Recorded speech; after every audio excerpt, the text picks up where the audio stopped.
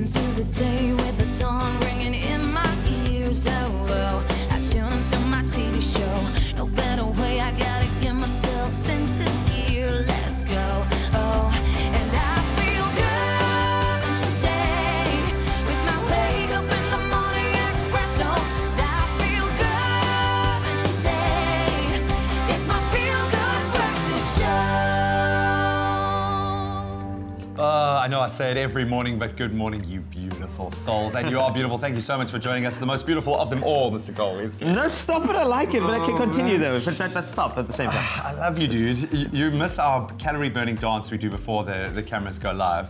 So let's just do a little young demo though, because can I tell you, the entertainment on the show today is absolutely incredible, almost better than this guy's coat. But I can tell you that there's a rugby referee that you need to hear about, because he went from rugby ref to single parent. There's a book out though, and he's such a cool guy. I mean, Graham's fangirling once again today. I can't help it. If it's rugby related, I will be. But Jonathan Kaplan was, and I think is one of the greatest South Africans, great referee, and now I would imagine a fantastic father. So going to love relishing that opportunity this morning. We are really going to have a lot of fun on the show. Danilo Acquisto, I was on Afternoon Express last week talking about presenter search on 3. Yeah. Now, we know it's coming up tonight at 7:30. We're going to turn the tables. He's coming on. Of course, he was discovered in that show, and boy, has he grabbed that opportunity with both hands. Talking about opportunities, I mean, why not have an opportunity to hear some new South African quality music? Alt Ego, a duo that you need to listen to. I mean, these guys are incredible. One with a violin, the other one with a guitar, some beatboxing in there. You need to hear them, and they will perform for you a little later. You can tell he's excited. He went into radio voice there. Yeah, that's right. I'm really breaking it down right now at Expresso.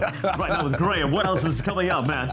I love it, dude. And then finally, I think quite a serious topic. A lot of couples, a lot of women out there dealing with pregnancy doubt, and it can really, really weigh in. So we're going to give you some practical advice on how you can wade through those rather tricky waters. Very, very important conversation coming your way. But let's get the day officially underway with the most gorgeous person on set, our beautiful Leanne Williams. Oh, you guys, thank you so much. Good morning to you at home as well. Let's get you updated on what's happening in the news. ANC Secretary General Ace Magashule confirmed last evening that Northwest Province's Premier Supra Mahumapelo had resigned after weeks of violent protests against his rule in the platinum-rich region. Protesters took to the streets of the province's capital, Mahikeng, last month, demanding Mahumapelo's resignation and accusing him of mishandling state tenders and overseeing the collapse of the local health system. In a media briefing at Letuli House in Johannesburg, Magashule said that by resigning, Mahumapelo is assisting the ANC to deal with all challenges and is not being an obstacle in solving whatever problems may exist. Social Development Minister Susan Shabangu and the CEO of the Social Security Agency, Abraham Mahlangu, have assured the Standing Committee on Public Accounts that action will be taken against officials found to have violated the agency's supply chain processes. Scope lambasted SASSA officials after it emerged that the violation was made when planning 3 events totaling 4 million rand each in KwaZulu-Natal. The committee said that it was apparent that prices had been hugely inflated to acquire the required services. Now moving further abroad, driven by the prospect of Britain's withdrawal from the European Union next year, the number of British passport holders who became German citizens jumped by 162% last year, Germany's Federal Statistics Office announced yesterday. Nearly 7,500 Britons acquired German citizenship in 2017. This follows a 361% rise in 2016, bringing the total of 2 years to around 10,400. The office said there is an obvious link to Brexit, adding that Britons were the second largest group to be granted German citizenship last year after nearly 15,000 Turks. And then finally, Rwanda has become the official tourism partner of the English football club Arsenal FC, whose players are to sport a Visit Rwanda logo on their sleeves, the club announced yesterday. The 3-year deal with Arsenal is the latest bid by Kigali to draw tourists and investors to that country, burnishing its reputation as a safe, sought-after destination. Arsenal is one of the most viewed teams internationally. Rwanda, the Democratic of Congo, and Uganda are the only 3 countries where visitors are able to see mountain gorillas. Well, that was your 6 o'clock news update. Let's get our very first look at what's happening in the world of sport with Graham.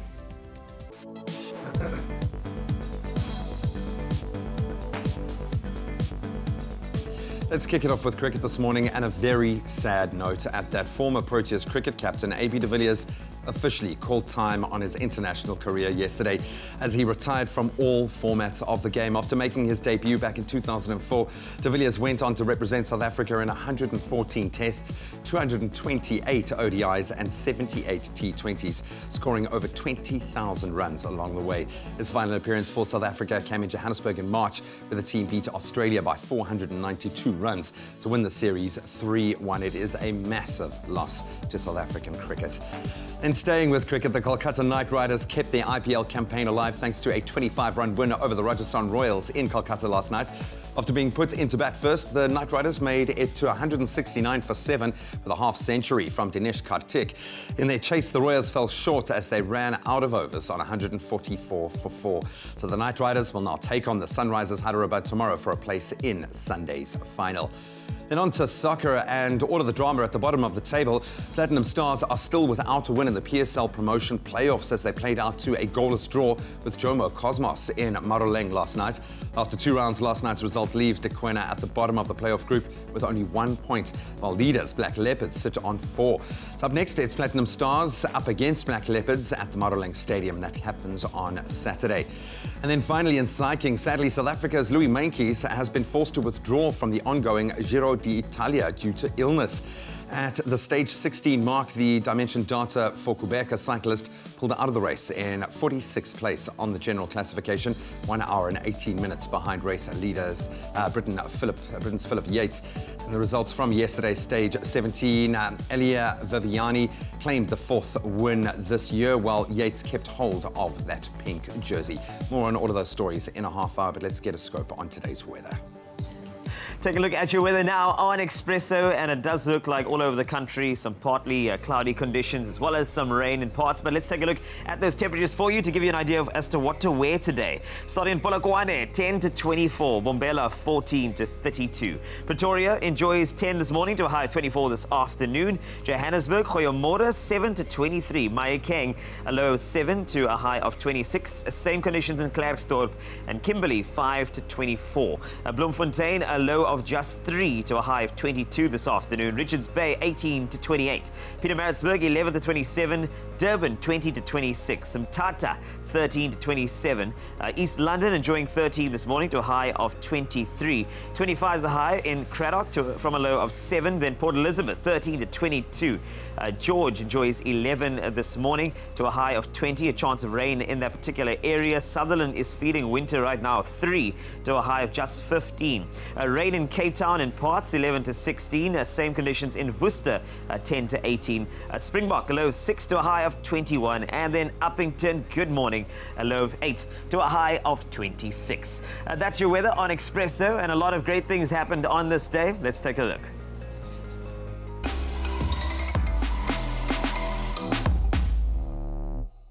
Well, we live in a world that is constantly changing and life is getting so much faster by the day. So let's just slow things down for a second and welcome the 24th of May and take a look at what happened in history on this day. So let's take you back now to 2001. A 16-year-old Themba Cherry became the first youngest person to climb to the top of Mount Everest. That record has now been beaten back in 2011 by 13-year-old Jordan Romero, but it's still a pretty insane feat. Yeah, this has got to be something, huh? I watched a mountain between us on the weekend and I'm like, oh. Well, on this day in 2004, the North Korean government banned the use of mobile phones by local residents just weeks after following foreign visitors to use their mobile devices in the country as well. And then let's take you way, way back to the 24th of May on 1956, where the first ever Eurovision Song Contest was held in Lugano, Switzerland.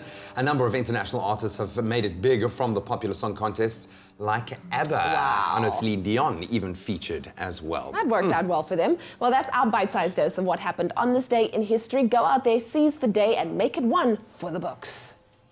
So coming up on Expresso, this gentleman over here, the legend. I mean, Graham, he can't really, Graham is just, he's a fan, a massive fan. So am I. This man tells us his story on Expresso this morning. Plus, SA's baseball team gives you a fitness routine that's basically a home run. Stick around.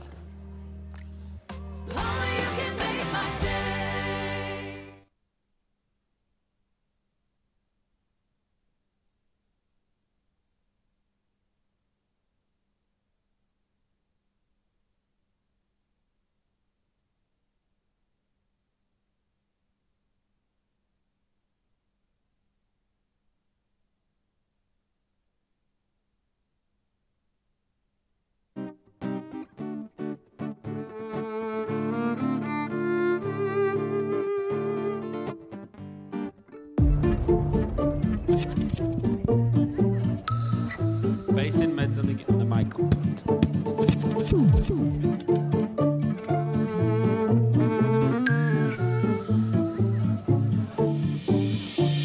You take all of me, but you never give back. Always just do what you want. But now it's too late, I'm leaving right now. I'm taking myself to the front. I've been here too long for this, that's why I'm stopping it. I need a change in my life. You're going another way, I'm needing better days. You think I'm wrong and you're right. All the time you lived in a world with no rules. I can't believe you're so cool. All you did was cut me into an abuse.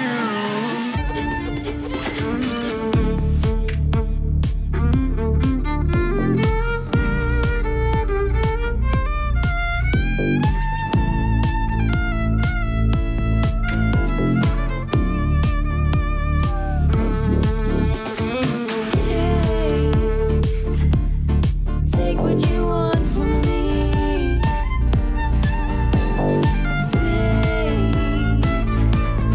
Take what you want from me. I thought I needed you, but I'm so wrong. I'm better when I'm on my own. I'm seeing so clear, it's so scary how much I thought I was in love with your soul. You're showing your colors now, you got me thinking, how can a person be so cold? But you show.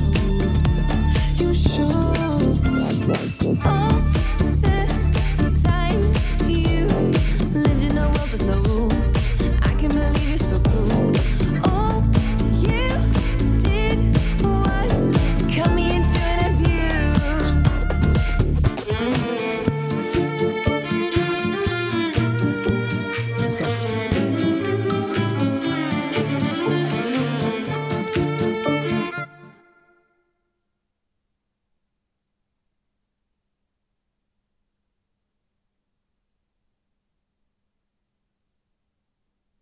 It's my feel-good breakfast show. Welcome back. You're live with Expresso. Thank you so much for tuning in for this beautiful Thursday morning. And it's getting even better because we are joined this morning by a man whose story has, I think, captured the hearts not just of sports fans, but all South Africans, from chasing big burly rugby players around the field as an international ref and one of the best in the game, to changing nappies all on his own. Jonathan Kaplan decided to become a single dad in 2016 and went the route of using a surrogate mother. His journey has now been published in what sounds like a fantastic book called Winging It by author Joanne Jowell, and she joins us as well this morning. Joe, welcome, guys. It's weird, you kind of have a baby together now with this incredible book. But I'm also surrogate. And it seems to have really captured people's imagination because the story is just so awesome. John, it's 2 years in. How are you coping with being a single dad? How is Caleb and how is life? Yeah, it's good, eh? This is exactly what I signed up for. You know, there's good times, there's tough times. But all in all, it's probably, I mean, not probably, it's better than I anticipated because I couldn't have expected the interaction that I've got with him now. What led to this massive, because it's probably the biggest decision that you can make, and what brought you to that point? Well, that's exactly the thing. It is the biggest decision. So, and it's something that I wanted to do a long time ago, and for whatever reason, life just didn't work out conventionally for me.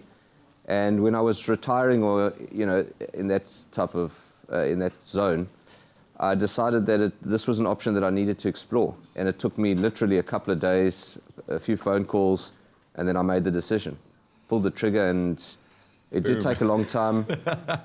Yeah, it took a long time, you know, for him to pop, but it was 2.5 years from the time that the decision was made till the day that he popped.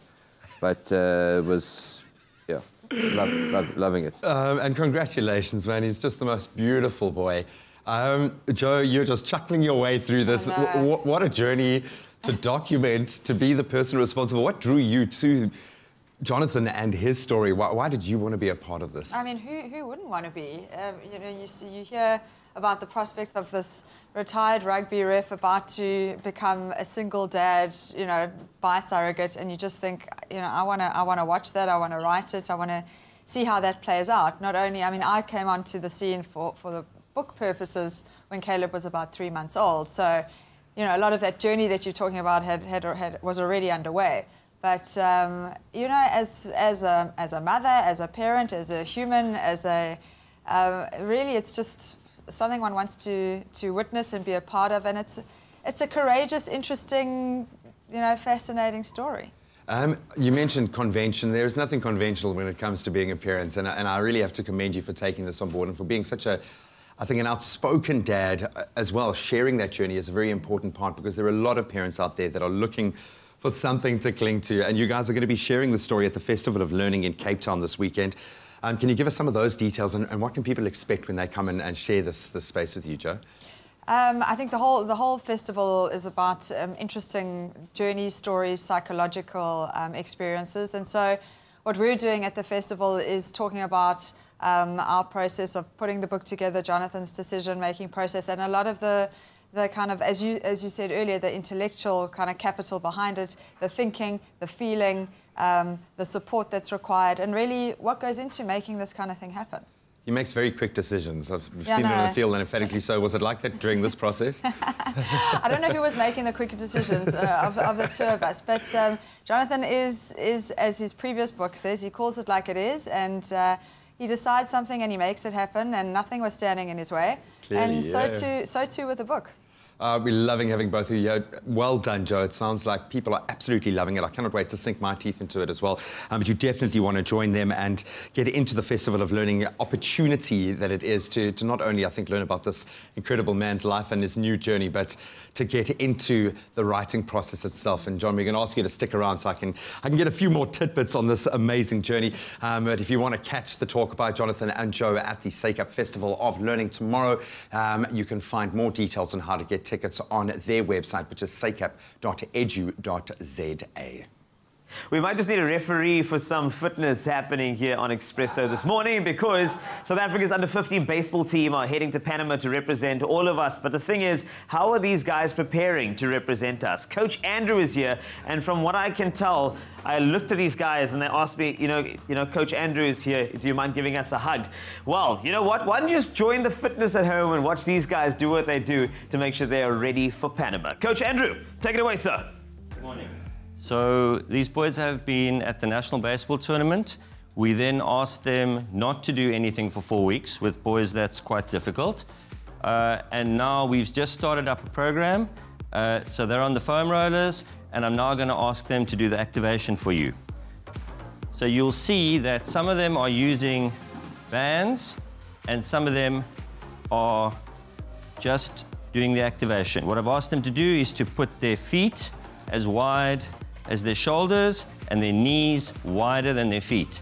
So with the bands, it just causes more work. So Jared, just bring your feet in slightly. Okay, boys, just get up and come down slowly. So this is a bridge, and you're looking good. Jared, just get your knees wider, please, and come down slowly. Okay, they're now going to move into a set of exercises. So that would have activated them. Now I'm going to ask some of them to move into the exercises. So we're going to move to the plank position now. Guys, just guide the others, please. So with the plank position, your feet are together. The way they're doing it, the feet are together. I want to make sure that they're taking the load in their glutes, that their backs are flat, and that their hands are wide, so that they actually take the exercise on the glutes. So this is the area that they're working. And they'll do that for, in their cases, 30 seconds. And we'll now move to the next exercise. So let's move. Let's go, guys. Okay. And now we're going to do iso squats. So the thing with the iso squats is I want them to go down very neatly, try and keep your feet straighter, okay, and focus. Let's see you focus now. And a little further. So I want you to come up. If you struggle with this, what you do is you breathe out as you're going down, and you hold, and your heels are way off the ground there, unfortunately, Carl. So, sorry, you're way off the ground there. There you go. There we okay. Go. And Coach, breathe. Coach, this is absolutely incredible. We could do this all morning, but I just want to say all the best to the South African under-15 baseball team heading to Panama and representing us on the global stage. All the best to the boys and good luck with the squats. I think I just pulled a fat. I'm sorry. Oh. Okay. Oh man, good luck, lads. Now I think I'm probably still on a high from yesterday after hosting Springbok captain Eben Etzebeth. I think always he called me a fangirl, and I'll own that. I mean, what an honor. So it just really reinforces what is up for grabs, what an opportunity that one lucky fan will have. You will actually get the chance to spend an entire year with the team and tour with them across the globe and have a front row seat to every match, every game, every training session. Really is a phenomenal experience, probably the prize that will change your life, and time is running out to get those entries in. So if you want to make this dream a reality, then you've got to record that audition video and get it uploaded quickly to mtncallup.mobi, and you've got to do it by this Sunday, the 27th of May. Ever wondered what it's like to be a Springbok? To experience the pre-game build-up and see how it's done, with thousands of fans cheering you on? Well, now you can. MTN is looking for a bozza that will connect the box with the world. Someone who will follow the Springbok team and tell stories from the road. Someone who can rally the nation and be the eyes and ears of Mzansi. So how do you get the call-up to become the bozza of the Springbok team? Do you have a passion for rugby? Are you slick with social media? And do you know how to use your phone to capture it all? First, create a video telling us why you should be the bozza of the Springbok team. Then head over to mtncallup.mobi to submit your application. Check out hashtag MTNCallup to see what it's all about. T's and C's apply. Well, still to come on your Feel Good Breakfast Show, we get a preview of the Under-15 Baseball World Cup, and you can see our patience is making that coffee. And then these gorgeous gentlemen are here from the duo Alter Ego, and we get to know them a little bit better after the break. Good drink.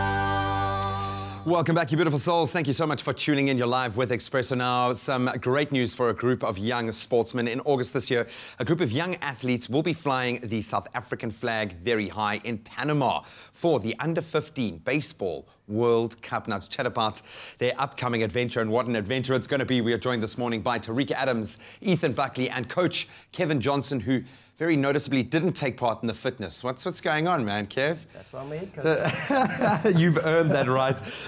This is such a great opportunity for these brilliant young sportsmen. Thanks for taking us through our fitness this morning called Substitution. Baseball is clearly on the up and up here, and you're going to need it to be at a world-class level when competing. How far off the speed are we? Are we there? What are you expecting from this challenge? Well, we're pretty much at the beginning of our process. We're looking at an 8-year plan to 2024. Brilliant. That's the Olympics, and these boys are at the beginning, the very beginning of it.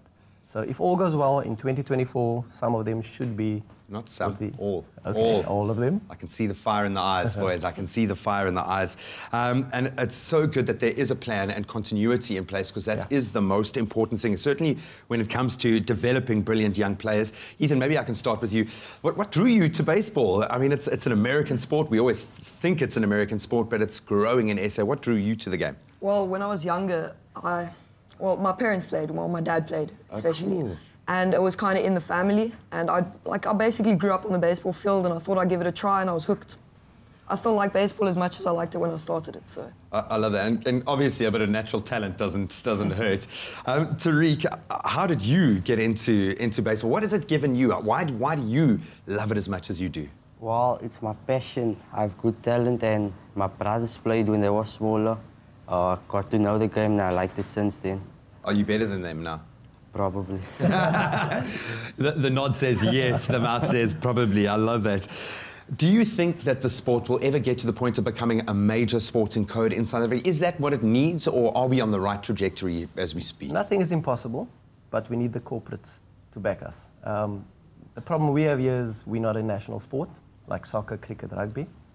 In America, that's their national sport. We need the corporates to make us that national sport. I know your coach has a huge amount of faith in you. How are you guys feeling about going over to the World Cup? Ethan, are you nervous? Are you excited? This is going to be an adventure, man. I'm excited. I'm excited to play on that level. You don't get to do that here, but it's a nice challenge, and I'm up for it. I love it. Tariq, how are you feeling about it, man? The experience, yes, I want to get to know the experience of it. Quite nervous as well. And that's good. A little bit of nerves will elevate your performance. I always ask that of sportsmen how they deal with the big tournaments, and they say the nerves, that adrenaline, allows them to play so much better than they normally do. So that's what we're expecting from you guys. Kevin, thank you so much for joining us. Thanks for bringing the boys and letting them substitute so I didn't have to do fitness this morning. I really appreciate that the most, but we're going to be watching you very closely. Kevin, Tariq, Ethan, thank you so much for joining us, opening a window into the world of baseball. Baseball, South Africa is on an 8-year path. We want to get to the Olympics, and these boys, these guys, we will see them there. In the national news this morning, ANC Secretary-General Ace Magashule confirmed last evening that Northwest Province's Premier Supra Mahomapelo had resigned after weeks of violent protests against his rule in the platinum-rich region. Social Development Minister Susan Shabangu and the CEO of the Social Security Agency known as SASSA, Abram Mahlangu, have assured the Standing Committee on Public Accounts, SCOPA, that action will be taken against officials found to have violated the agency's supply chain processes. On the international front, driven by the prospect of Britain's withdrawal from the European Union next year, the number of British passport holders who became German citizens jumped by 162% last year, Germany's Federal Statistics Office announced yesterday. And then finally, Rwanda has become the official tourism partner of the English football club Arsenal FC, whose players are to sport a Visit Rwanda logo on their sleeves. The club announced this yesterday. Well, that was your 6:30 news update. I'll have a full bulletin for you at the top of the hour.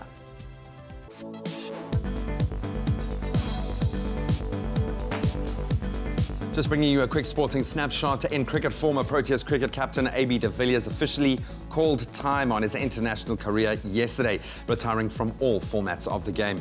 In staying with cricket, the Kolkata Knight Riders kept their IPL campaign alive thanks to a 25-run win over the Rajasthan Royals in Kolkata last night. In football, Platinum Stars are still without a win in the PSL promotion playoffs as they played out to a goalless draw with Droma Cosmos in Maroleng last night. And sadly, in cycling, South Africa's Louis Meintjes has been forced to withdraw from the ongoing Giro d'Italia due to illness. At the stage 16 mark for the Dimension Data for Quebec team, the cyclist was in 46th place overall. More on all of those stories on the top of the hour.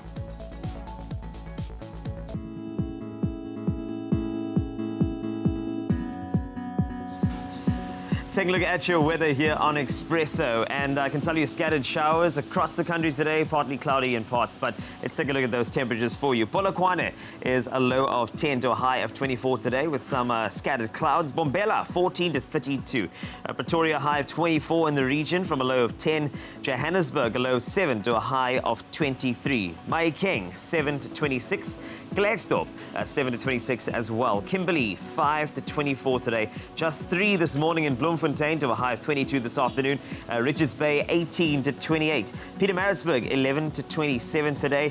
Top of the morning, Durban 20 is the low, believe it or not, to a high of 26 later on. Mthatha 13 to 27. East London 13 to 23. Cradock just 7 to a high of 25. A high of 22 in Port Elizabeth today from a low of 13 this morning. George 11 to 20. Sutherland a low of 3 to a high of just 15. Some much needed rain in Cape Town today, 11 to 26 in the region. Worcester 10 to 18. Springbok 6 to 21. And Uppington a low of 8 to a high of 26. And that's a look at your weather for now here on Expresso. And of course, as mentioned earlier, a very special duo will be performing a little bit later, but I think you need to get to know them better.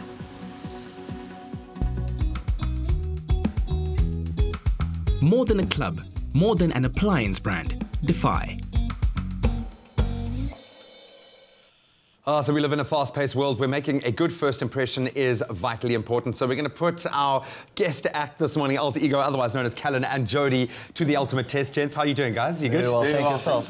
Fantastic. Looking dapper. Don't let the croissants distract you, okay? Because we're going to play a game, a very quick-fire game, and we've got to do this in 60 seconds. It's called Rapid Fire, and you need to answer truthfully and as quickly as you can. We want to get through all of these questions. Someone has been able to get through all 30, 40 questions in 60 seconds, so it's going to be tough. All right, so you can both answer. One of you can answer, but you just got to do it and do it quickly. Are you ready? Okay, cool. All right, boys, they are up for the task. Okay, so we're going to start our countdown in 3, 2, 1. If you had a time machine, where would you travel, past or future?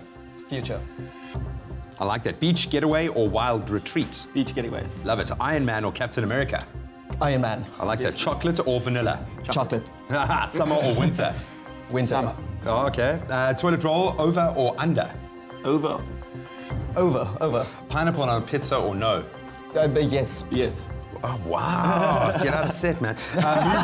Movies or books? Books. Movies. Kendall Jenner or Kylie Jenner? None of the above. Sweet or salty?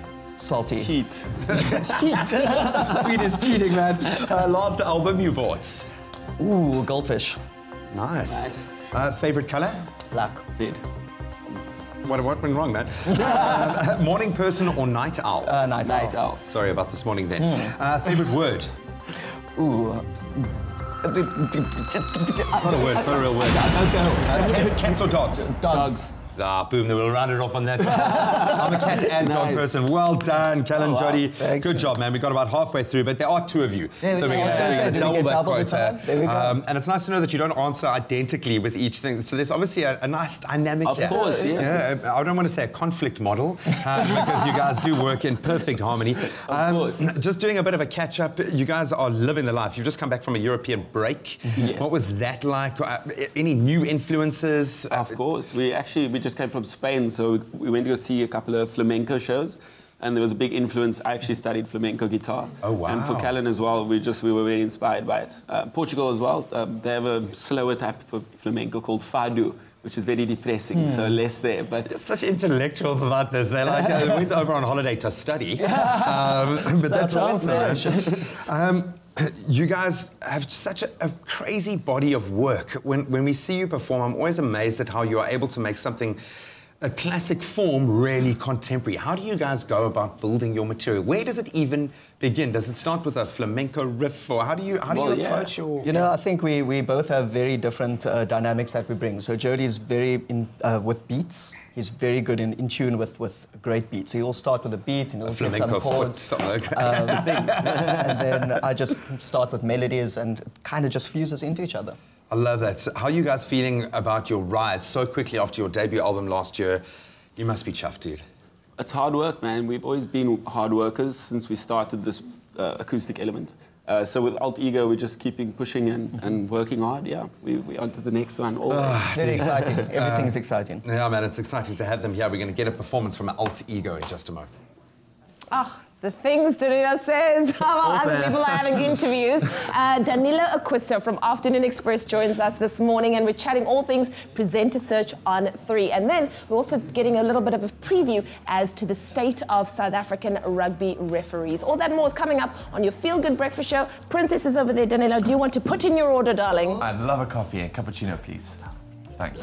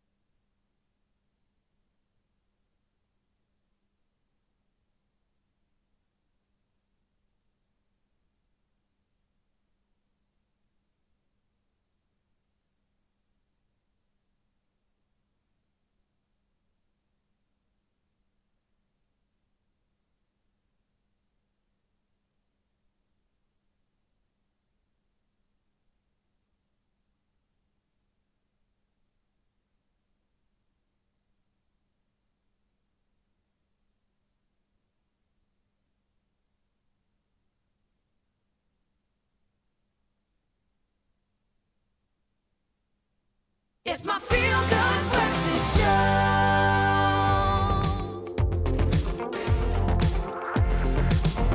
Welcome back to Feel Good Breakfast Show Expresso here in SABC 3, and I can tell you we are joined by a very, very special guest. Danilo Acquisto is here to chat about presenter search on 3, but first we need to chat about some local entertainment news, which is very important. We certainly do, absolutely. Local rapper Casper Nyovest has achieved a lot so far, from filling up 2 stadiums to completing the Berlin half marathon levels. But is he ready for marriage and children? Now, one curious fan took to Twitter to ask the fill up the stadium superstar and what more he wanted to do in life, and then Casper revealed that tying the knot and having kids were the next thing on his list.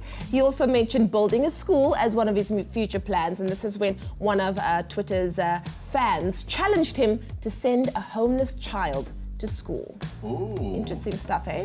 I like that. I like that a lot. Like pay it forward sort of thing. Yeah, that's fantastic. It's interesting to see all these big names, like AB de Villiers as well, also trying to settle down and do his thing. He's also trying to settle down. Yeah. I'm about that life. Well, you know what life I'm about? The Summers. The big stage has been set for Summers 2018. It's going to be an extravaganza and definitely one to take note of. But there's not going to be one. There's not going to be 2. Oh, no. There's going to be 3 judges this time. Not judges, but hosts. Really? Hosts to set the evening alight. We've got TV and radio personalities. So Mizi's going to be there. He's returning for a whopping 3rd time. That's when you know you're doing things right.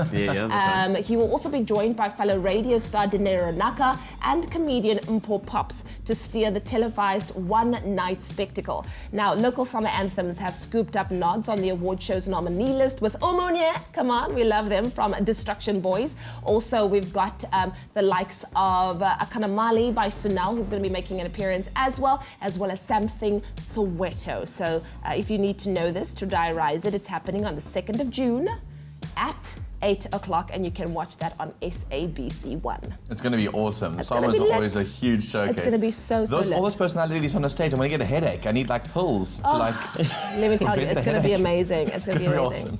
Awesome. We've got your coffee here. Princess is here to bring it for you. Thank you, Princess. That looks amazing. Yay. Oh, yay. Finally, I can wake up. Don't we take you, like, don't we just, take your mornings to another level? Guys, we don't even get this on in the afternoon. I thought we were to get something else stronger in the afternoon. Hang out here with us all the time. Yeah. You need to hang out here with us. Well, Presenter Search on 3 is tonight, right here on SABC3 at 7:30 p.m. And everyone will be watching in high anticipation as thousands of presenter hopefuls bear it all in the hopes of becoming a presenter on either Top Billing, Afternoon Express, or Expresso. And this morning we are already chatting to a previous winner, Danilo Acquisto, and of course we want to know all things Presenter Search. Danilo, so good to have you here. You're a product of Presenter Search on 3. I was with you in Zanzibar when your name was called. It was absolutely amazing.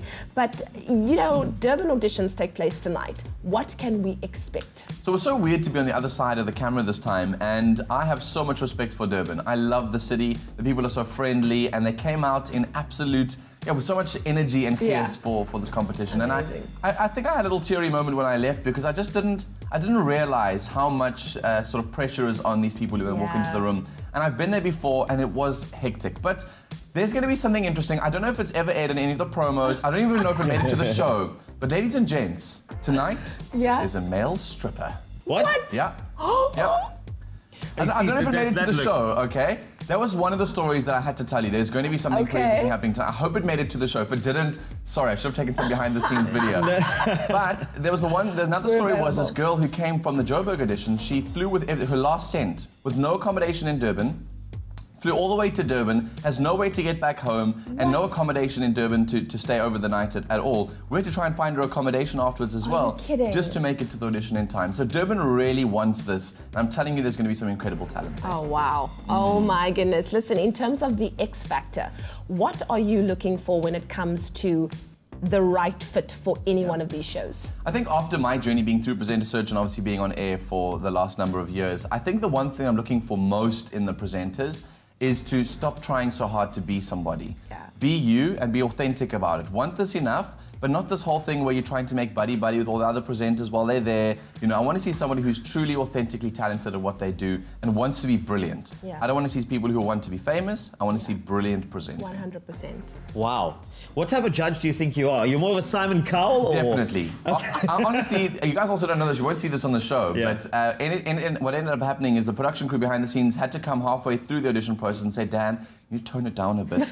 You're a little bit too harsh on some of the... Were you harsh? Yeah, because I think I know what it's like to be there, and I know what it's like to stand in that spot and to be unprepared or trying to show off. I think I knew what it felt like to be there. But I definitely am Simon Cowell in the crowd. Oh, wow. Listen, but you've always been that person that's told it like it is. Oh, yes. Now, we all know that you're both on TV and you're both on radio. Is there any particular one of the mediums that you love the most? And what are the differences between the two that you've discovered? Sure. Television is always going to be the golden child. I absolutely adore live television. There's a rush behind it. There's a sort of, there's just this energy that comes with live television. I've been involved in sort of production, behind the scenes and on camera. You cannot beat live television. And I don't think I will ever want to or love to do pre-recorded television over live TV. And so TV's always been my first love. The difference is, however, is obviously that on television, not only is your voice being heard, so I can, make funny faces while I'm on radio and still, get clear words out. And you can rock up in your pajamas. Well, no, there's now studio cams in there. Come on. I've seen you. I've been watching you on the radio cams. Oh, naughty. But I think radio is, again, is just about voice. You can play games with people. There's songs in between to kind of let you catch your breath. On television, there's no opportunity to catch your breath if you're in an interview.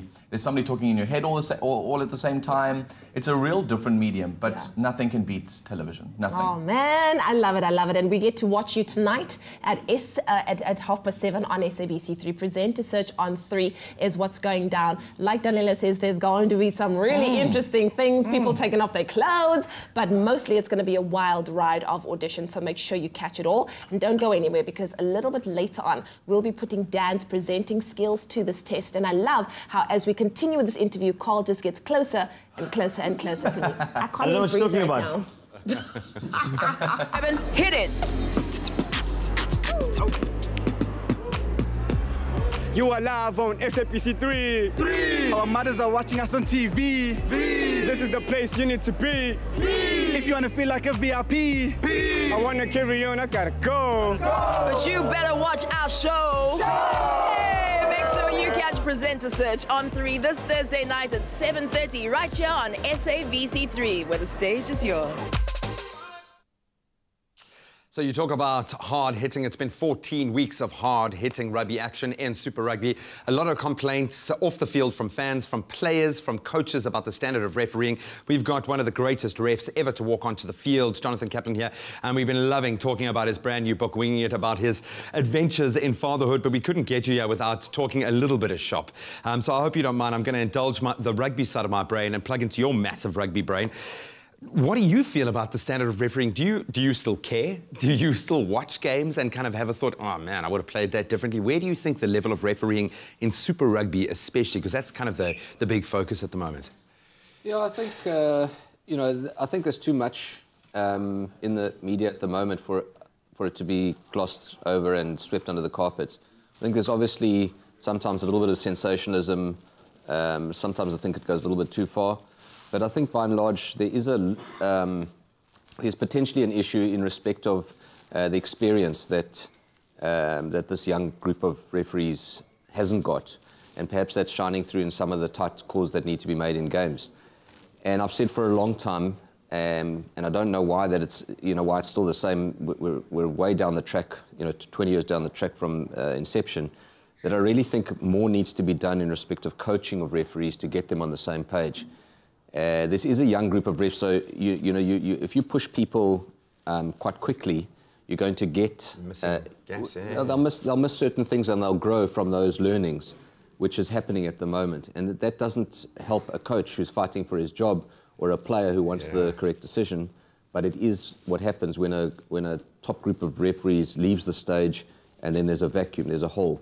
And so how do you fill that hole? It has to be from the next young group of referees coming through. It's amazing to me that and I think you did that as a ref throughout your career, look at it from not only the rules perspective, but also from the players and the coaches and that bigger picture. Do you still have that emotional investment in rugby? If I talk about now, obviously the upcoming Springbok tour, how does your mind approach something like that? How do you feel the Boks are at the moment? How are you feeling about their tour of England? Yeah, look, I love rugby. I still commit every weekend or most weekends that I can to schools rugby. That's my give back, that I feel that I can at the moment. I think I don't think our teams are doing well. I see with interest Rassie said, no, the teams are doing well. I don't know if that's a media statement or his words. He's but got to play the PR game. Yeah, I don't think they're doing well. I think by and large, which of our teams is going to win the competition or in line to win it? I think I think a lot of good players, but I think they're underperforming. So I'd like to see how he gels them together, because the one thing I will say is that I don't think there's a lack of passion. Yeah. And I do think that we've got good players. But I do think also that they're underperforming. We've just lost our way a little bit. But you see the likes of Jesse Creel, a couple of the guys that seem to be on the back burner starting to find a little bit of magic again. And I think it's because we've got some good coaching on all levels this side. Who would you make Springbok captain? Obviously, Evan's still injured. Looks like he's an injury doubt going into England. Who would you see as the captain to take us into the Rugby Championships? And can we win the Rugby Championships? No, I don't think we can win it. I wouldn't be looking at the Rugby Championship. I'd be looking at the World Cup. Yeah, so the World Cup and beyond. I mean, Rassie's contract apparently is 6 years. So he should be looking at a guy that's young enough. Like a brave decision, like a Graham Smith in cricket. Yeah. So who came on in I think it was his 9th test or something like that. You make a brave call. I think Aiden Markram, they tried him now as well, just to get that same type of flow going. I'd be looking at someone like that who there's a picture of this guy going through to not just this World Cup, but the following one as well. And potentially somebody who is a good speaker and is happy to challenge. Those two are very important. Not just challenge the opponent, challenge authority figure. Was it? I mean, I'm going to continue this chat off camera now because we just don't have the time. I'm dying to know whether he appreciated someone challenging him on the field. Absolutely. But, absolutely. Jonathan, it was so awesome to have you here. Congratulations again on this brilliant book. It sounds like the most amazing read. I'm going to chew through it. Apparently it'll take about 2 days to get through the whole thing, so I'm going to do it this weekend. Congratulations on this adventure, on your adventure as a father. I'm sure it's only now really getting interesting when Caleb starts playing rugby. Then it's going to get really, really interesting. But we love you on the show. Thank you so much, man. And well done. Jonathan Kaplan is such a legend. I mean, I'm amazed. Mind blown. He's an incredible person, and I can tell you some other incredible events that have happened in the past are an event like the Comrades Marathon. And the thing is, let's just take a look back, because it's always interesting looking back on the origin of certain things, such as the Comrades Marathon. And the very first Comrades Marathon was run on Tuesday, 24th of May, 1921. Wow. This Throwback Thursday, we are going to look at some of the things you might not know about this world-renowned race. Exactly. Well, the first Comrades Marathon was run by 35 people and was originally commemorated, or to commemorate those who had died in the World War through the ultimate test of endurance of the body and the mind. Now, only 16 of the runners actually completed the 87.9-kilometer race from Pietermaritzburg to Durban. Bill Rowan was the first runner with a finishing time of 8 hours and 59 minutes. Look at that, you still like a wealth of knowledge of the Comrades. Like, I can also just let me trade some notes with you. Blown away by that. Because, you know, the first woman to run the world was not Beyonce, I'm just kidding, but to run the Comrades was Frances Hayward in 1923. She actually ran this race unofficially because her entry was refused. She managed to complete the race in around 11 hours and 35 minutes. Entries to women were only open in 1975. Are you serious? Yes. But still, it's actually good to see the race grow. Did you also know that during the race, you will kind of sweat around, 4.5 liters of liquid for every kilometer? You know, you've got a couple of joints that'll be used there as well, 52 bones and more than 100 ligaments, muscles and tendons. I'm getting all anatomical right now. An average of 1,000 times with regard to the movement of running. It takes approximately 11,250 strides to complete Comrades. You will sweat 4.5 liters of liquid? I can't believe. That's correct. I can't believe. That's crazy. Now, have you ever considered running the Comrades Marathon, or do you know someone who has? Please let us know your thoughts using our hashtag Expresso Show and Throwback Thursday. 4.5. Just trying to fight off the urge from this beautiful smell of fresh croissant. Princess, you are my princess. Oh, we're going to have a lot of fun, even during the break, because we're going to get the sound check of Alter Ego. They're going to perform for you when we return then. We turn to the final frontier, and I've got a burning question. If space is a vacuum, where is it sucking to? We'll find out from our resident doc. Join us for that and more. Enjoy a moment in between with McAfee. See you after the break.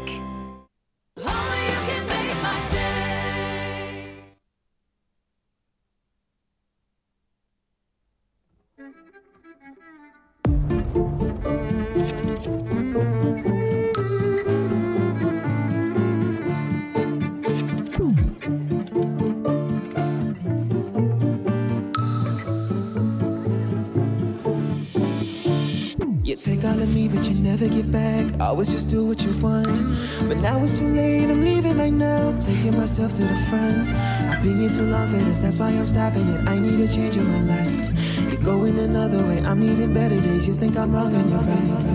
All the time you lived in a world with no rules. I can't believe you're so cool. Oh, you.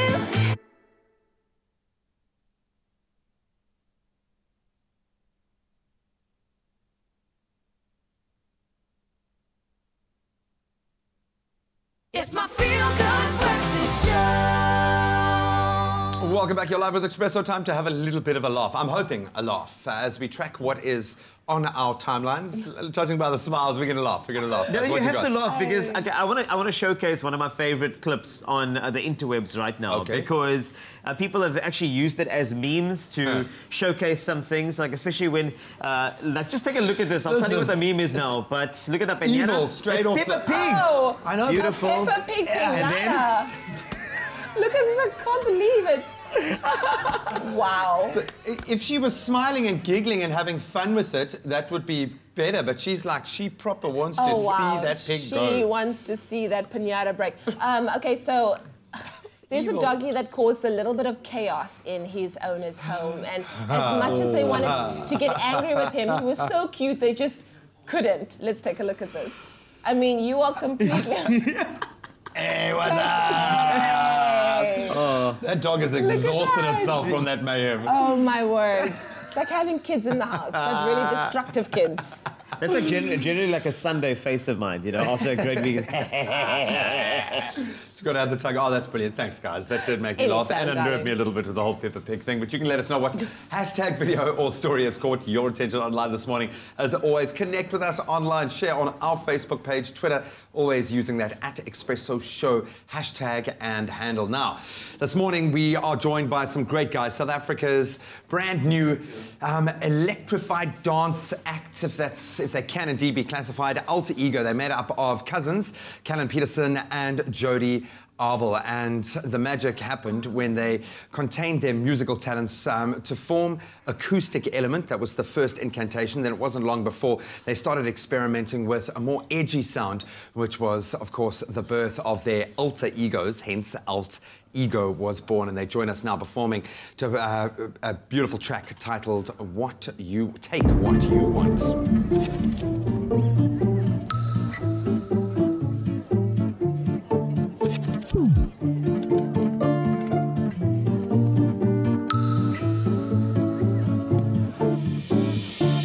You take all of me, but you never give back. Always just do what you want. But now it's too late, I'm leaving right now. Taking myself to the front. I've been here too long for this, that's why I'm stopping it. I need a change in my life. You're going another way, I'm needing better days. You think I'm wrong and you're right. All the time you lived in a world with no rules. I can't believe you're so cool. All you did was cut me into an abuse.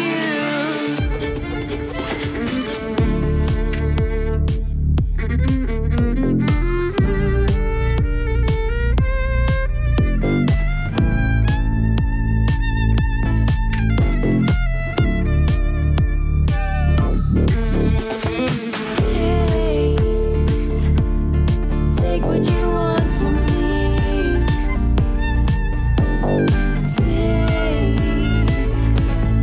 Take what you want from me. I thought I needed you, but I'm so wrong. I'm better when I'm on my own. I'm seeing so clear, it's so scary how much I thought I was in love with your soul.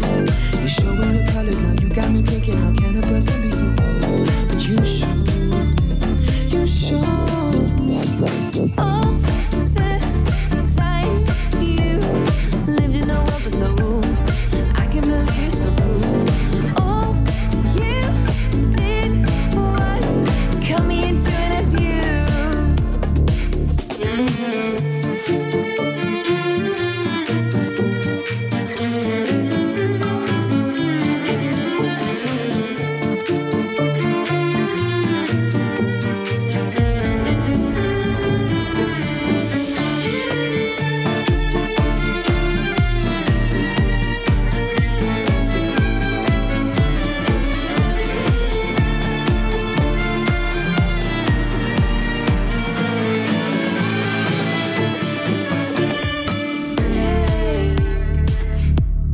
Take what you want from me.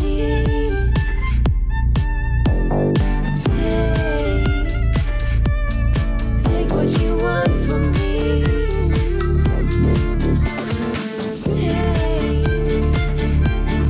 Take what you want from me.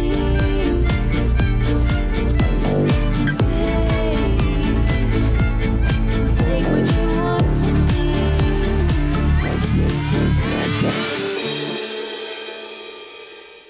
Beautiful.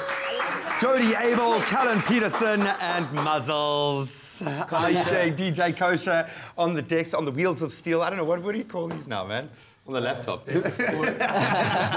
That's awesome, guys. And what I love about this, featuring the vocals of our own Jade Hubner and Desmond John. Correct. Yes. Pretty cool, man. What is that about, dude?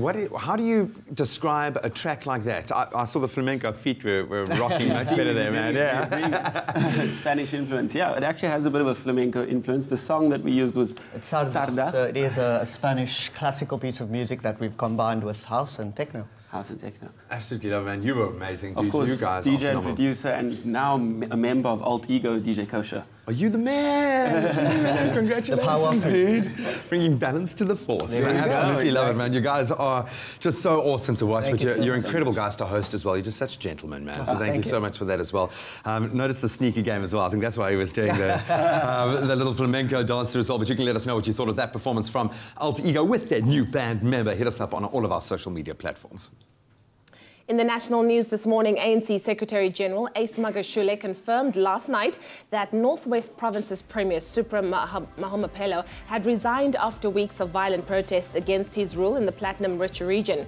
Protesters took to the streets of the province's capital, Mahikeng, last month demanding Mahumapelo's resignation and accusing him of mishandling state tenders and overseeing the collapse of the local health system.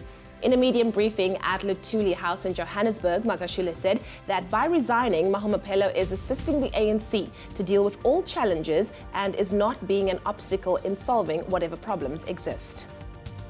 Social Development Minister Susan Shabangu and the CEO of the Social Security Agency, SASSA, Abram Mahlangu, have assured the Standing Committee on Public Accounts that action will be taken against officials found to have violated the agency's supply chain processes. Scopa lambasted SASSA officials after it emerged that the violation was made when planning 3 events totaling 4 million rand in KwaZulu-Natal.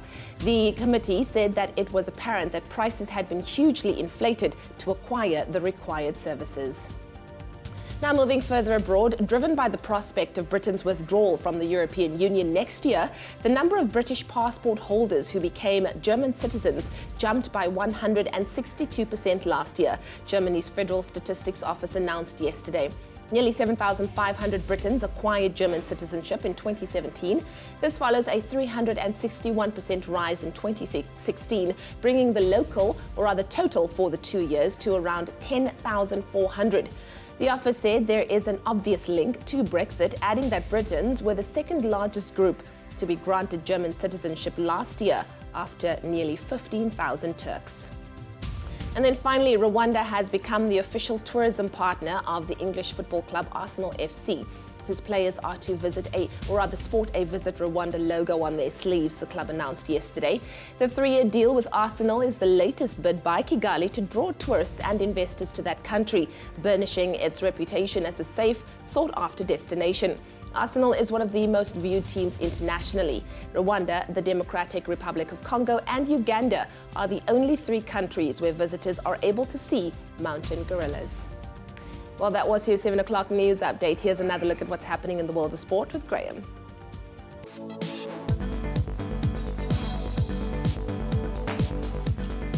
Well, we kick it off with cricket this morning, and on a very sad note, as former Proteas cricket captain AB de Villiers officially called time on his international career yesterday as he retired from all formats of the game. After making his debut back in 2004, de Villiers went on to represent South Africa in 114 tests, 228 ODIs and 78 T20s, scoring over 20,000 runs along the way.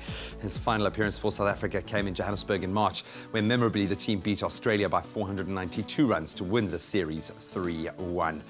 In staying with cricket, the Calcutta Knight Riders kept their IPL campaign alive thanks to a 25-run win over the Rajasthan Royals in Calcutta last night. So after being put into bat first, the Knight Riders made it to 169 for 7 with a half-century from Dinesh Karthik. In their chase, the Royals fell short as they ran out of overs on 144 for 4. So the Knight Riders will now take on the Sunrisers Hyderabad tomorrow for a place in Sunday's final. Then on to football, Platinum Stars are still without a win in the PSL promotion playoffs as they played out to a goalless draw with Jomo Cosmos in Maroleng last night. After 2 rounds, last night's result leaves De Quena at the bottom of the playoff group with only 1 point, while leaders Black Leopards sit on 4 points. So up next, Platinum Stars, they will face off against Black Leopards at the Maroleng Stadium. That's coming up on Saturday. Then, sadly, more bad news, this time for South Africa's Louis Mentjes, who has been forced to withdraw from the ongoing Giro d'Italia due to illness. At the stage 16 mark, the Dimension Data Fukubeka cyclist pulled out of the race in 46th place on the general classification, 1 hour and 18 minutes behind race leader Britain's Philip Yates. In the results from yesterday's stage 17, Elia Viviani, he claimed his 4th win this year, while Yates still holds onto the pink jersey. And that's where we leave our sport for now.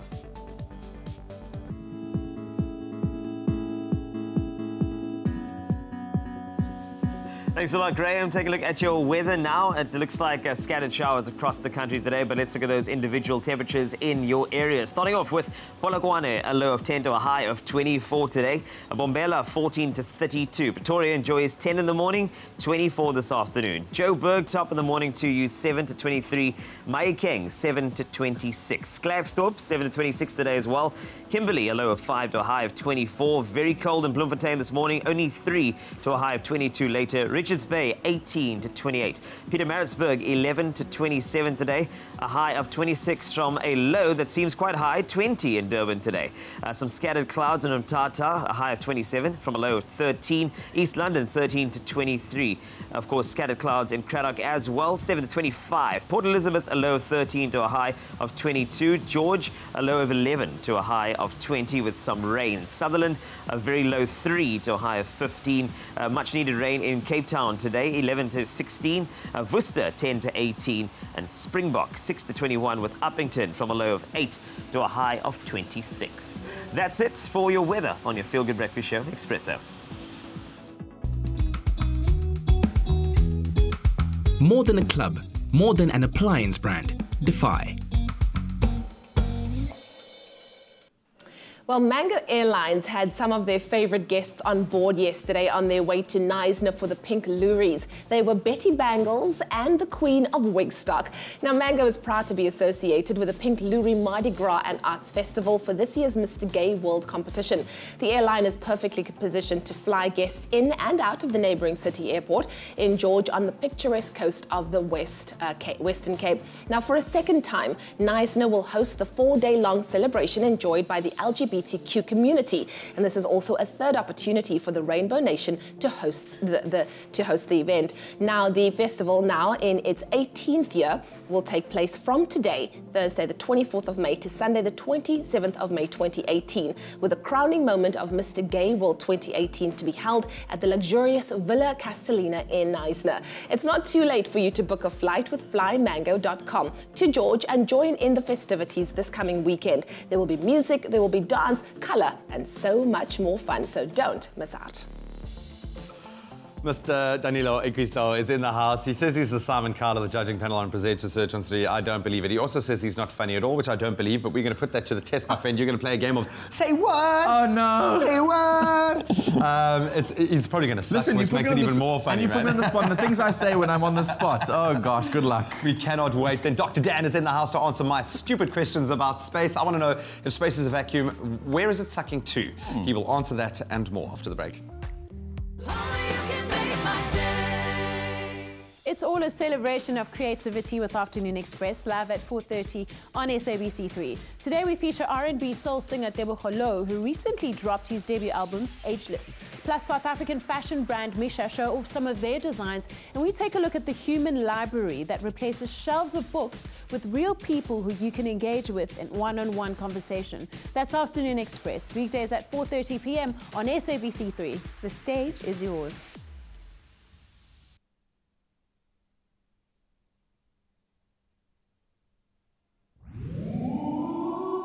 7764, born and raised in this cold.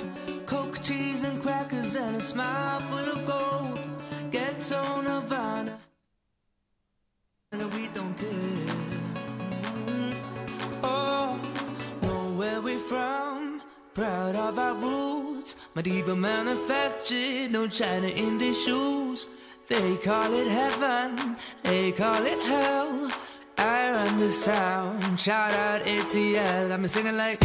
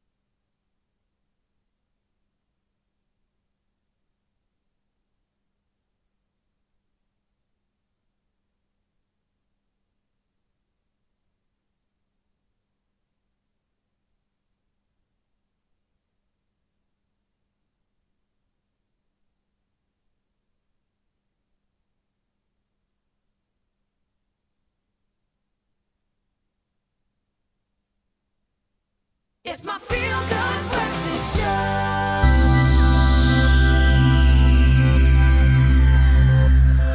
Oh, welcome back, you beautiful souls. Wherever you find yourself in the universe, that sound means one thing and one thing only. We're about to enter the final frontier, and we're joined by our resident space expert, outreach astronomer, Dr. Dan. And today we're asking what I assume is going to be one of the dumbest questions he has ever answered. You can say the question sucks, okay? You are more than welcome, but I need to know this. If space is a vacuum, where is it sucking to? What's going on? So we need to reframe the question a little bit. Basically, so space is a vacuum. What that means is that there's very little air. There are very few particles in space. So there's no pressure, which gives us the impression that it's sucking. There's no such force as a sort of sucking force. Like if a hole opens up in the side of an airplane or a spaceship, you see in the movies that everything rushes towards the hole. That's because there's air particles there too. So there's a wind. So the air on the inside wants to get out. So there's a wind blowing out. There's no force sucking from the outside, right? So it's the pressure on the inside trying to equalize with the pressure on the outside. So then, let me put it to you this way, and again, it might be a silly question. Earth has air particles, space does not. So now you've got a difference in pressures. How do we keep our planet, our air together? Is it all just gravity? What else? Is there anything else at play there? Yeah, it's gravity. So essentially, the same thing that's holding us onto the ground is this gravitational force pulling us towards the center of the Earth. That pulls air down, and the pressure that we feel, air pressure, is essentially the weight of all of the air sitting in a column on top of us. So we're feeling air pushing down on us. Yeah, suddenly I'm feeling like my heart's racing. I feel like there's a lot of pressure on us right now, man. For you especially, representing the whole scientific world right now. Obviously, we love to approach space from the perspective of sci-fi action movies that we see on the big screen. What happens, you know, we've seen so many scenes like that where a spacesuit protects a person, which seems crazy that you're exposed to that environment and that just material, obviously very strong material, is protecting you. But what would happen to us if that material was removed? And could you survive in space by holding your breath? No. Damn it. So again, this is the pressure thing, right? So we're at a certain pressure here, at our air pressure. There's no pressure in space. So that difference is the problem. What a spacesuit does is it's more than just material, right? There are about 5 different layers, all doing different things. There's water in there keeping you warm, and there's a bit of urine in there, probably. I'm sure. I mean, so there's a lot going on in a spacesuit. Basically, it's a small spaceship, which is shaped like a human, which you put on, right? It's a lot more than just a piece of clothing. It's a proper suit. So your hoodie ain't going to help you in the vacuum of space. Is there a place anywhere in space, a reality where it exists that there is actually a vacuum in the way that we kind of perceive it in our mind? So a vacuum with an area of space where there's no air. Outer space has very little air. On Earth we can make vacuums in chambers, vacuum chambers, but we can get down to like I think it's about 100 particles per cubic centimeter. So like 100 particles in an area that big. Space has got about like a few particles in a cubic meter. So there's very few particles in space. Them some lonely particles, man. That's about as good as we can do out of space. And especially in an infinite universe as well. Thank you so much. I hope you haven't completely destroyed your intellectual quotient for the rest of today. But you can let us know if you've got any burning questions relating to space and the final frontier. Please pose them for us. We've got a genius on the couch here. We'll answer them next week.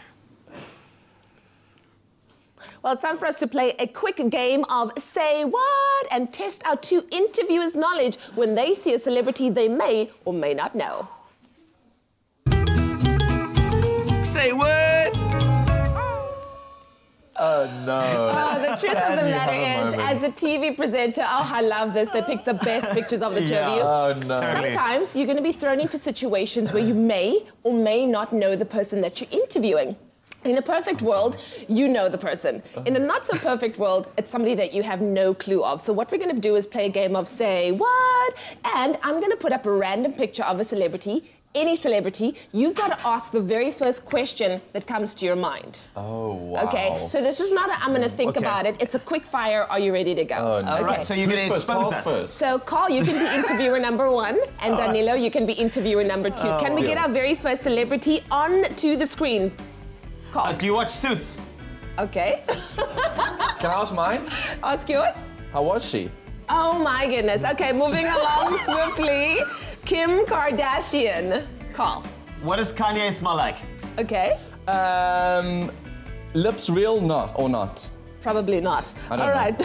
Would you honestly ask her if her lips are real? I'm intrigued because they are perfect. They are absolutely perfect. Nothing is real. Oh, I didn't know. Okay. I didn't know. Next person. Oh, Carl. What's your favorite pasta dish?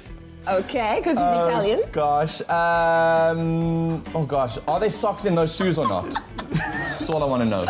Oh my word. Are those even your shoes? And next one, Beyonce. Carl. Oh wow. Are those extensions? Of course they're extensions, Carl. She will kick you out of that interview so quickly. I've been dying to know, what are the 3 things she can teach me about brand building? Because my word, she's phenomenal. Okay, all right. I feel you. Next one, Childish Gambino. Oh, wow. Gee, would you like to run for president? Oh, I like that I would say, could you have sucked it in, please? Come on. Come on. This is not the roast of Childish Gambino, okay? We like him. We love him. Melania Trump. Uh-oh. Do you want to get out? You seem to be in a sunken place right now. All right, Danilo. Did she watch Bad Lip Sync when they did that whole thing of her and Bad Lip Sync? Oh, no. Did she see it? You guys are horrible. Next one, Carl Wasty. Oh, my goodness. Do you want to thread your eyebrows? Okay. How long do you spend thinking of your jokes in the morning? Oh, wow. 0. Once again, the roast of Carl Not Wasty. roast, it's because they're always on point. I don't know how this man, he must sit in front of the mirror every morning and go like, right, these are the 10 jokes for the day. That's right, just to file them in. Script them. We've got one more, the best one, my favorite, Meghan Markle. Oh, wow. Okay, cool. Are you sad you didn't pick Harvey Specter? I have to ask her something deep and personal and meaningful, which has to do with her work with sort of charities. Like, what is her one big passion in terms of her moral judgments on charities, I'd say. Okay, wow, you just went right in there. She right is in there. phenoms. Well, she is phenoms. We love her. She is the most beautiful bride in the world. Well, thank you so much, gentlemen. That was our game of Say Were we What. terrible? Yeah, No, you okay. guys were actually fantastic. Control room, what do you think? Were they good? We're moving along swiftly. They said nothing. Twitter can vote, okay? Oh, I'm having a lot of fun connecting with an incredible individual, Principal Mr. Ridwan Samodin, who is a proud ambassador for his school, Kannemeyer Primary School. And we know that My School, My Village, My Planet helps more than 8,000. That's 8,000 schools get what they need to give kids the education that they deserve. Not that they need, but that they deserve. And one of them is certainly Kannemeyer Primary, a primary school in the heart of Grassy Park, where they aspire to be the school of choice and believe teaching is a work of heart. I absolutely love that. Mr. Samodin, thank you so much for joining us this morning. You do a fantastic job every day. So, thank you so much. Thank you for that. What makes your school so special? What sets your school, your learners apart? Well, basically, we, as you just so mentioned, that we believe that teaching is a work of heart. We work with the hearts and minds of our children. And when we win their hearts, we win the hearts and minds of our parents, and then they give us their hands, and that is what we need.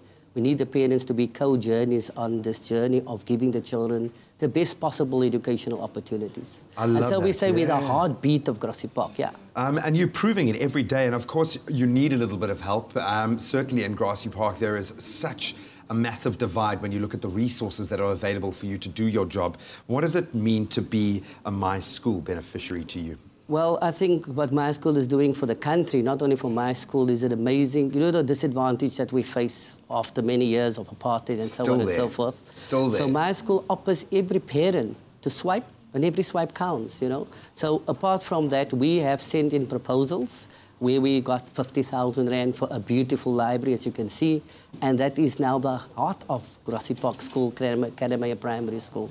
And in addition to the library, we got some funds for the school hall as well. So we are very grateful. I love that, the Hall of Hearts, for the first time in 56 years. And it's heartbreaking to me to think of a school without that hub, without that school hall. What difference has that made to the school, to the morale in the school? Absolutely. You'll see when our girls dance later, you know, confidence of these children have improved. They feel a place of belonging. Their dignity has been restored. And so from sitting on the floor for 56 years, and when it's raining like today, there's no assemblies for these kids. So an absolutely beautiful place where the community can meet and where these kids can have fun. I love that, and I'm glad you said community, because for me, a school, certainly the schools shining like you are a gateway to the rest of the community. What has the school's kind of mindset and that shift that you're going through and the support in your new hall, do you see a knock-on effect in the community around you when you step outside of the school? Yes, indeed, there's a huge demand for the school hall. Various communities, people want to have weddings, church groups, Lions Club of South Africa wants to be part of the school. So there's such a hive of activity in this hall and a great demand for the hall. I mean, it's a scarce resource in communities, so you can imagine a school would be inundated. You are the heart of Grassy Park, and I can feel your emotion and passion for what you do as well, which is really commendable. So thank you so much. Thanks for bringing some amazing and super cute young dancers. We're going to present them in just a moment, but thank you so much, Principal, for joining us this morning. The Hall of Heart has given the learners of Kannemeyer Primary the opportunity and the platform to showcase their talents. What is your school doing? An important question. Go to the Expresso Facebook page. Tell us which school you swipe for and how the MySchool, My Village, My Planet funds are making a very positive impact in your community. And after the break, we'll be getting a very special performance, as I mentioned, from the talented learners from Kannemeyer Primary School. You don't want to miss it. Talking about that performance, as you can see, Trio Extreme from Kannemeyer Primary School is going to be entertaining you. Plus, Zola Nene kicks up something amazing, and she whips up something very, very easy that's good to post on Instagram. How about this move, guys? This move as well. Sorry. Join the party on Top Billing this Saturday evening as we're styling with Afro-punk designer Sibusiso Mahone. Film and TV stars Stefan Ludick and Anel Bester say I do. We discover ancient Khoisan fish traps and a famous gin distillery in Stilbaai. And the best of the good life is a home designed around family. That's Saturday at 6 on SABC3. The stage is yours.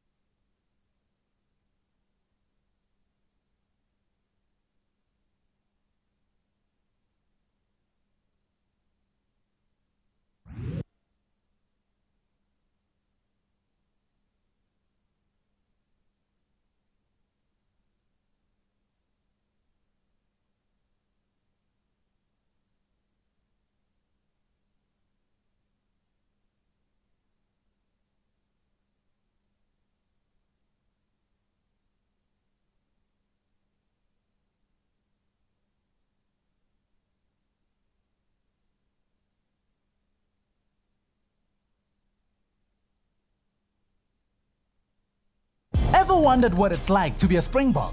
To experience the pre-game build-up and see how it's done with thousands of fans cheering you on? Well, now you can. MTN is looking for a bozza that will connect the box with the world. Someone who will follow the Springbok team and tell stories from the road. Someone who can rally the nation and be the eyes and ears of Mzansi. So how do you get the call-up to become the bozza of the Springbok team? Do you have a passion for rugby? Are you slick with social media? And do you know how to use your phone to capture it all? First, create a video telling us why you should be the bozza of the Springbok team. Then head over to mtncallup.mobi to submit your application. Check out hashtag MTNCallup to see what it's all about. T's and C's apply. It's my feel-good breakfast show. And it's about to get a lot more feel-good this morning. We are loving highlighting a brilliant school in Grassy Park, Kannemeyer Primary School. We promised you an unforgettable dance performance, and we're going to bring it in the form of Trio Extreme. Amy, Mia, Rashika, ladies, you look gorgeous this morning. You look super confident. And I mean, I get nervous to go on TV, man, but I can't dance as well as you guys do. So maybe, Amy, I can ask you, what is so cool about your school? What's cool about our school is just like the friends there, they're all like the children so friendly and we always stick by each other. I love that. You can hand the mic over to Mia. You guys are sisters, yeah? Yes. Who's the better dancer? Amy. Oh, look at that sisterly love right there. You'll get there, girl, you'll get there. Why do you enjoy dancing so much, Mia? Because I feel like if I have like an angry emotion, sad, happy, then I can always just express myself in dance. Are you happy? Are you angry? Are you sad now? Happy, excited. Ah, good. We're going to see that in the dance. Then Rashika, you can grab the microphone over there. Trio Extreme, that's a pretty hardcore name. How would you describe your dance act? What do you guys do? We do hip-hop and we've done it since last year, actually. And you guys look good from what I could see. I know Carl Wasty made you look terrible just now, okay? When you did the little foot move. So I know we won't be seeing that move, but you guys are amazing. You have such a wonderful energy and confidence about you. You are gorgeous and you are super talented as well. Can we give them a taste of Trio Extreme? Do you mind? They don't mind, thankfully. Representing Kannemeyer Primary School, one of the MySchool beneficiaries, proud ambassadors for their brilliant school. Ladies and gentlemen, it's Trio Extreme. Take it away, girls. 7764, born and raised in this cold. Coke, cheese and crackers and a smile full of gold. Ghetto Nirvana, do just what we want and we don't care. Oh, know where we're from, proud of our roots. Madiba manufactured, no China in their shoes. They call it heaven, they call it hell. I run this town, shout out ATL. Got me singing like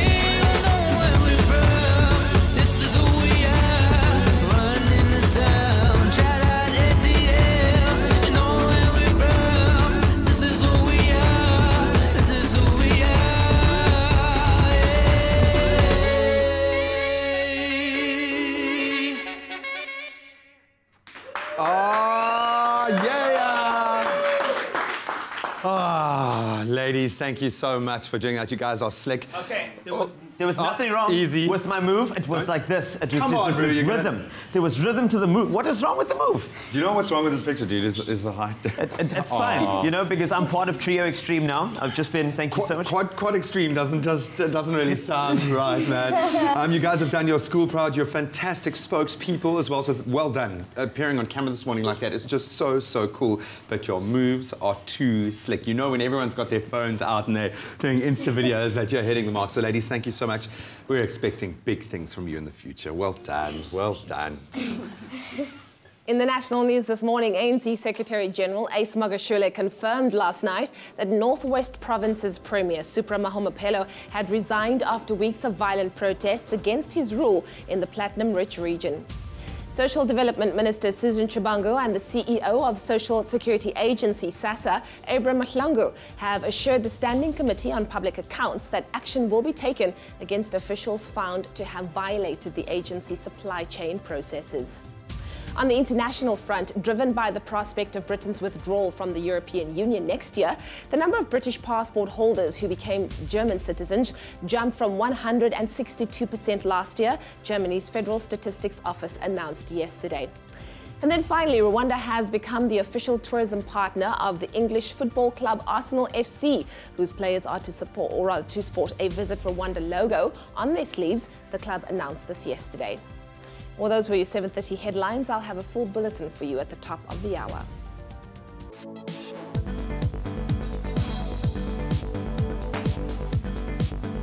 Kick it off with cricket this morning. Former Proteas cricket captain A.B. de Villiers officially called time on his international career yesterday as he retired from all formats of the game. Staying with cricket, the Kolkata Knight Riders kept their IPL campaign alive thanks to a 25-run win over the Rajasthan Royals in Kolkata last night. On to football, things heating up. Platinum Stars still without a win in the PSL promotion playoffs as they played out to a goalless draw with Jomo Cosmos in Maraleng last night. And in cycling, more sad news. South Africa's Louis Meintjes has been forced to withdraw from the ongoing Giro d'Italia due to illness. At the stage 16 mark, the dimension data for Quebec's cyclist was in 46th place overall. More on all of those stories as we wrap up our sport in a half hour.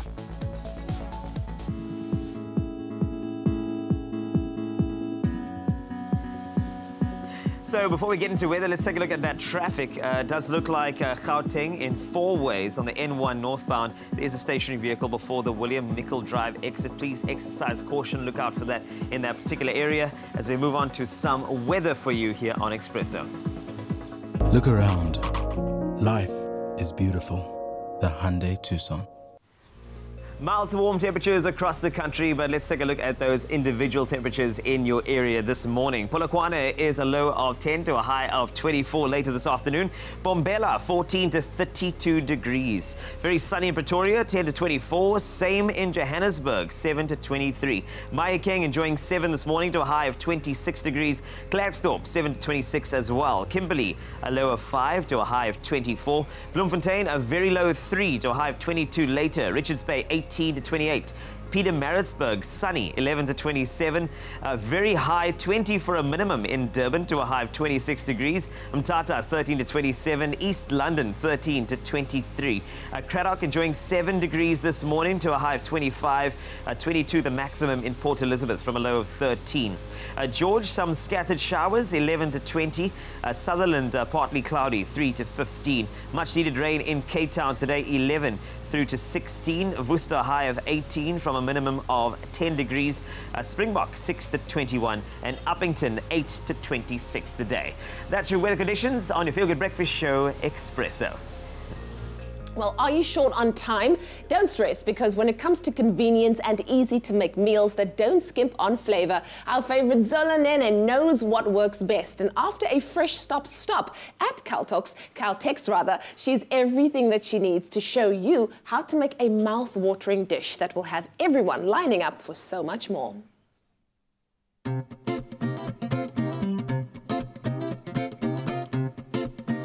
Every home cook needs a quick and easy recipe that the whole family would love, that they can prepare in only a few minutes. Lucky for us, Fresh Stop at Caltex has all of the fresh ingredients you'll need. Come with me. The most convenient thing about Fresh Stop at Caltex is that it's convenient and on the go, so you can fill up and fresh up, fill up your car and get your ingredients. Wonderful. So the first thing I've come across are these awesome avos. They're in season right now, which is fantastic. And people always ask me, how do you find the perfectly ripe avo? So all you do is you pick it up. It's got to feel a little heavier than you would think. And then just give it a slight squeeze. Don't squeeze it to death because you'll damage the avo. But just a slight yield and you'll know it's ripe. I always choose a ripe one, and then I always take an extra one that isn't quite ripe to ripen at home. First of all, they're seasonal, which is fantastic, so great to use them. There were some ripe ones, there were some unripe ones, and listen, who doesn't love an avo? Ooh, I love a pawpaw, and to tell if it's perfectly ripe, give it a little bit of a squeeze, it should yield, and then give it a good sniff. If it smells sweet, then you're good to go. wow, so much fresh produce. I mean, I walked in and right away I could see all the abundance of fresh ingredients, which was lovely, and also such a wide selection too. Chili, fresh ginger, some garlic, ooh, cucumber, and El Corno. Being so spoiled for choice, I mean, there were so many wonderful ingredients, but I do think I know exactly what I'm gonna make, something a little fresh but a little hearty at the same time. Another really great convenience is that they have a selection of spices available. Today, I'm gonna go for a bit of curry powder.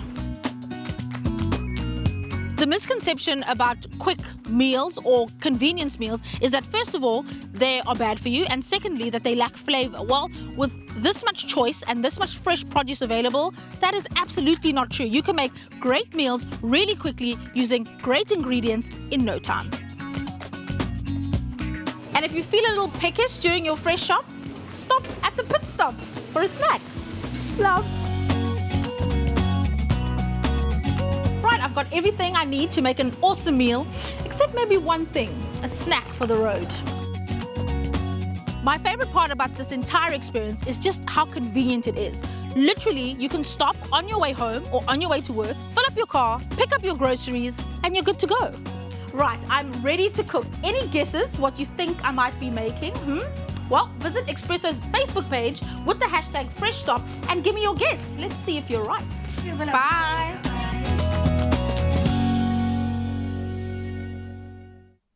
Quality fuel, convenience, and service with a smile. Whether it's to fuel up or stock up, Caltex, it's how you get there. And in those 3 seconds, Zola has just raced into the kitchen. She is now going to whip up something fresh and quick and easy just for me this morning. Love you, Zoe. Then Celeste Khumalo, who is looking just ridiculously gorgeous this morning. She is in studio to help open a window into how she keeps that gorgeous complexion. Some beauty tips on the way after the break.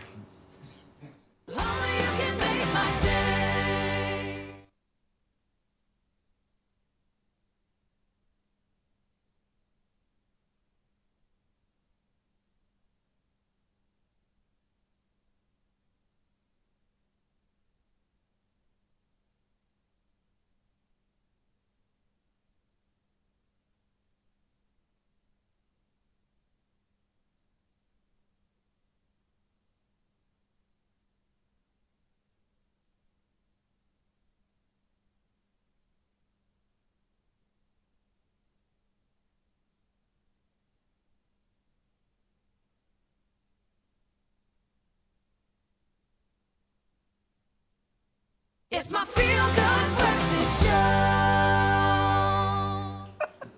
It's your feel-good breakfast show, Expresso, you're at SABC3. And the thing is, Leanna's always got information. I don't know where she gets it from, but she does have a way of just like, she's an encyclopedia of news, and that's why international entertainment news is very important to get into. Yeah, I have Interpol on like speed dial, I'm just saying. No, just saying. Well, listen, when last have you heard of Kevin Federline? I'm going to tell you about him now. He made his own bed when he decided to have more children after divorcing Britney Spears. Oh, no. And it's not her problem that he's now strapped for cash and seeking more child support. So a closest source to Britney tell reporters. Now, K-Fed has asked the judge to up his $20,000 a month child support payment that he gets from Britney, claiming that their 2 kids enjoy a very lavish lifestyle with her, and all he can provide them is a lifestyle that is a lot more meager to what they're used to.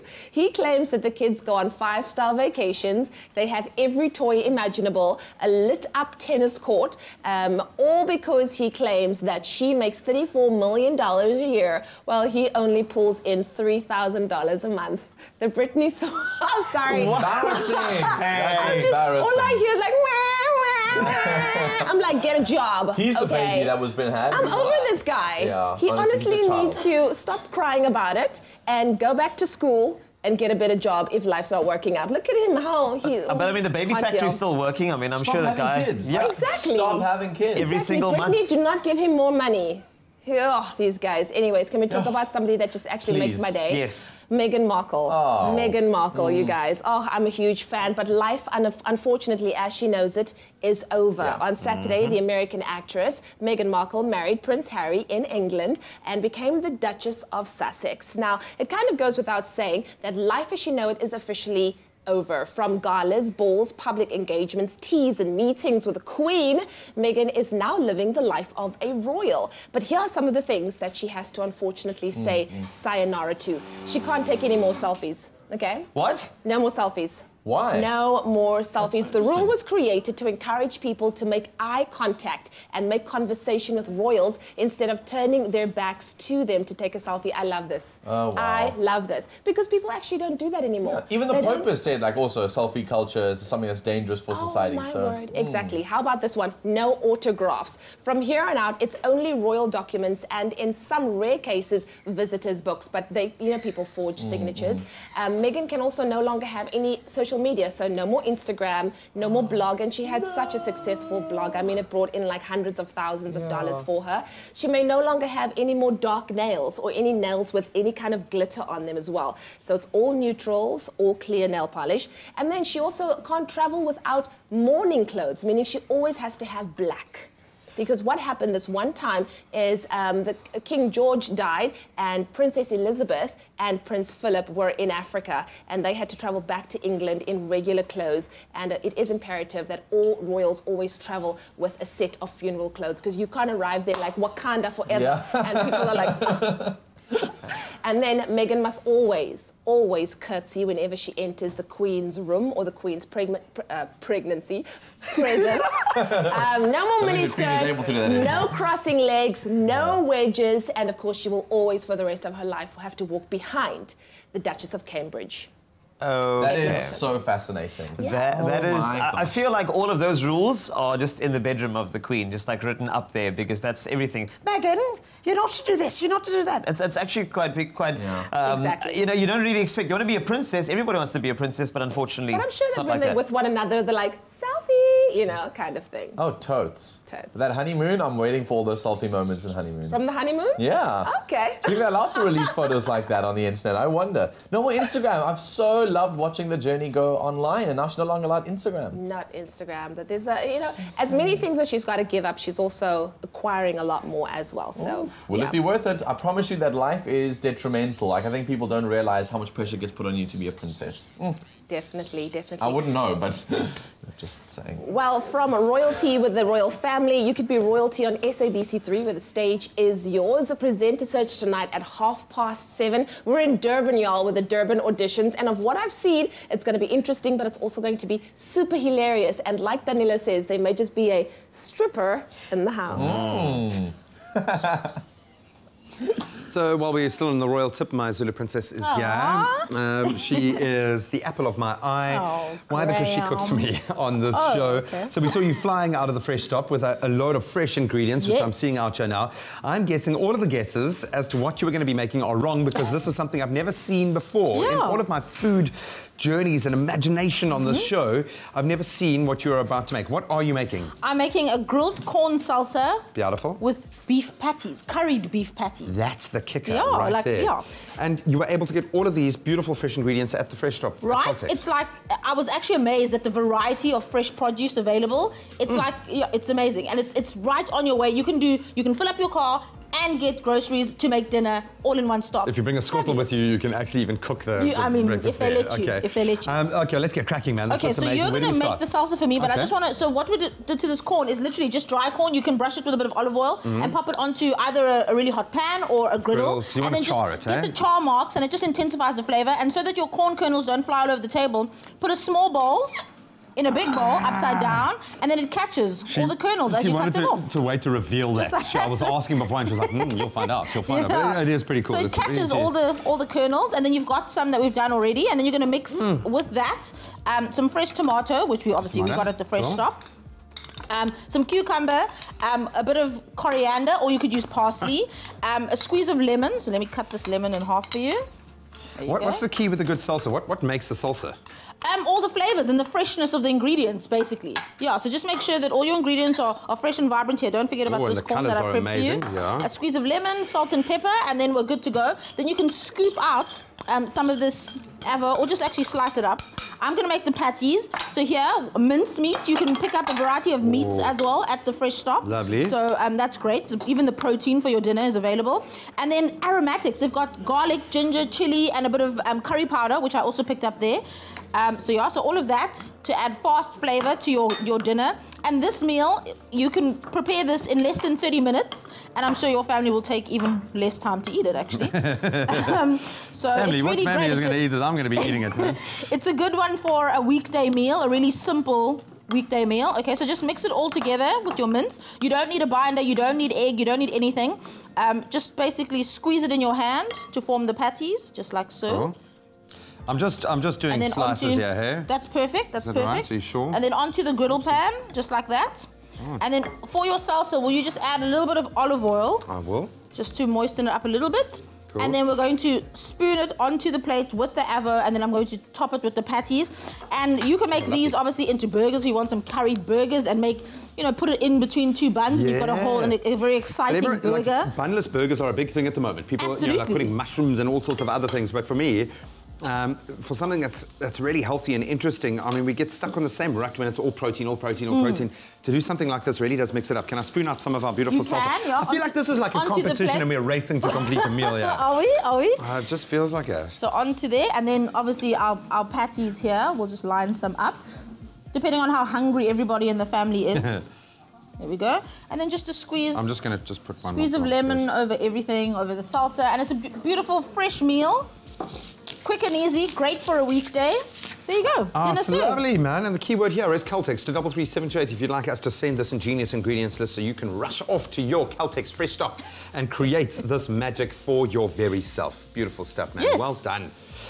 Oh, man, so we're going to give you an opportunity, guys, in fact, to get cooking and experimenting yourself, doing something truly special. If you would like to recreate something like this, we want to get you to a Fresh Stop as soon as possible, and we're going to give you an opportunity as well to win a 5,000 Rand Caltex voucher card so you can really get on your way. All you have to do is SMS the keyword Caltex, likewise to get the recipe, your name and your city to 33728. SMS that keyword Caltex and your name and city, 33728. The VASA rates apply. T's and C's also apply, but you can find all of the details on expressoshow.com.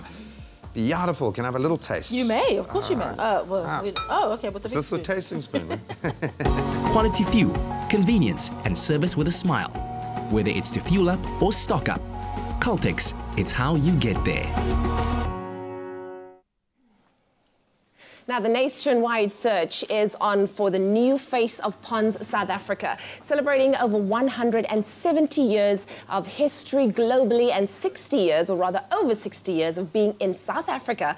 Ponds has been loved by South African women of all ages, offering product ranges for all skin types. Now, we have the current face of Ponds, Pimple Clear, Celeste Khumalo, in studio to tell us what it takes to be a face of Ponds, along with Kathleen McKenzie from Unilever to tell us more about the Institute, or Ponds Institute, and the innovations that Ponds has to offer the South African consumer. So two beautiful ladies on a beautiful morning. How are you? Thanks. So good to have you on the show, Celeste. I've had the opportunity to talk to nearly all of the beautiful women that are representing Ponds. This is the first time chatting to you. Wonderful to have you on the show. Thank you so much. Let me start off with you. You are the face of Ponds Pimple Clear. Tell us a little bit more about your journey and what Ponds has meant to you, naturally being one of the faces of the brand. Well, obviously my journey has been quite spectacular. I think with Ponds having established themselves for so long, I've actually grown up with Ponds.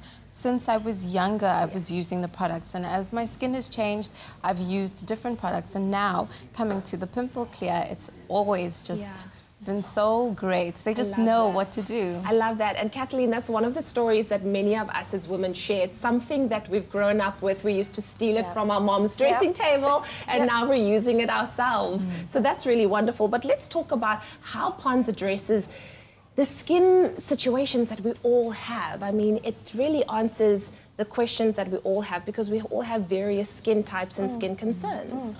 Yeah, well, it's really a whole lot of research that goes into it. Yeah. And it's not just on a South African level, it's on a global level, which is really the purpose of having the Ponds Institute. Yeah. I mean, if you take the Pimple Clear range, for example, I mean, initially we had symposium, a group, a meeting of dermatologists and skin experts from around the world who sat together and discussed different women's experiences with pimples from around the world. Yeah. We had a group of chemists who worked for many, many years to perfect the lock and clear technology that we find in the Pimple Clear range. And then we have groups of local scientists like myself who really work to try and understand the consumer and the women in their country. So in my example, a South African woman, and how to answer their needs. Yeah.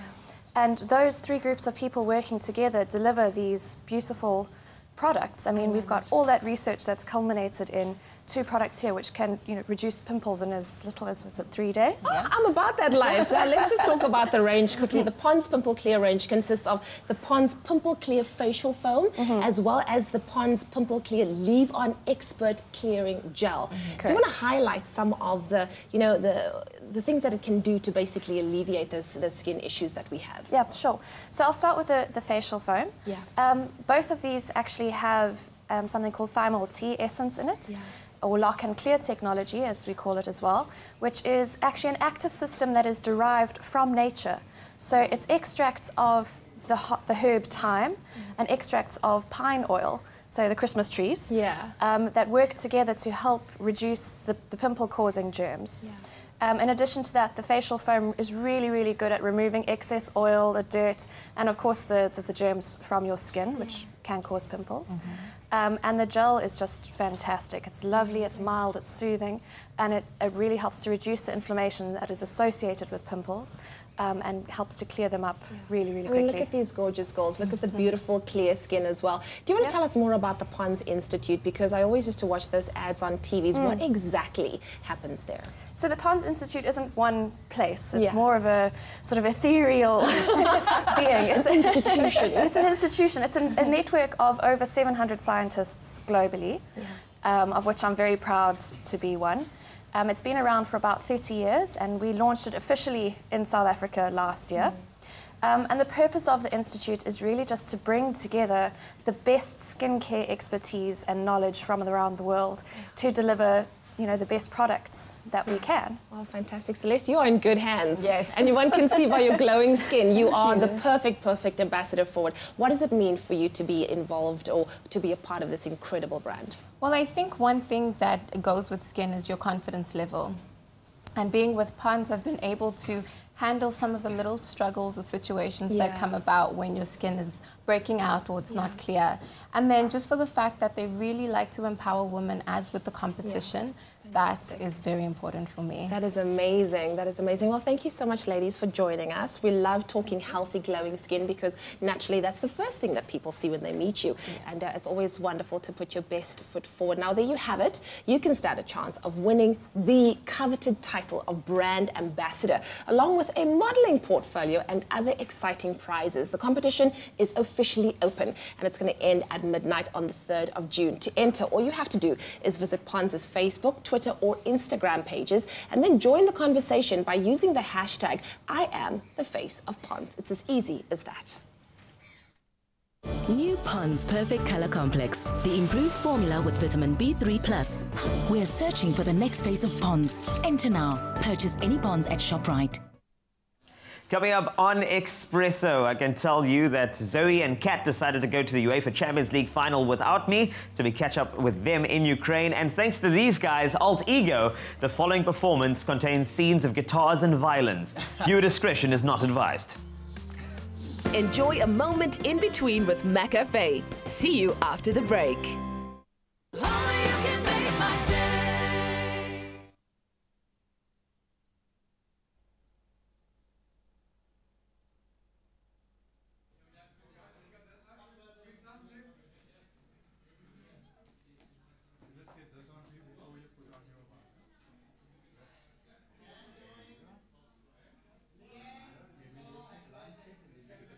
Start off.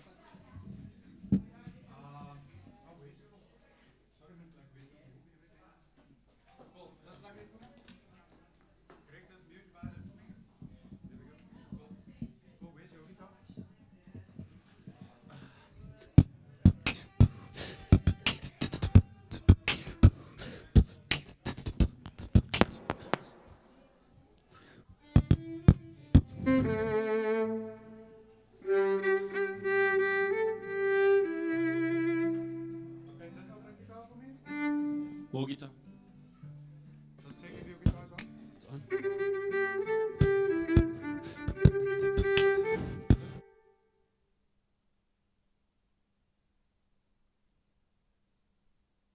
It's my feel-good breakfast show. Happy birthday, a very happy birthday to you.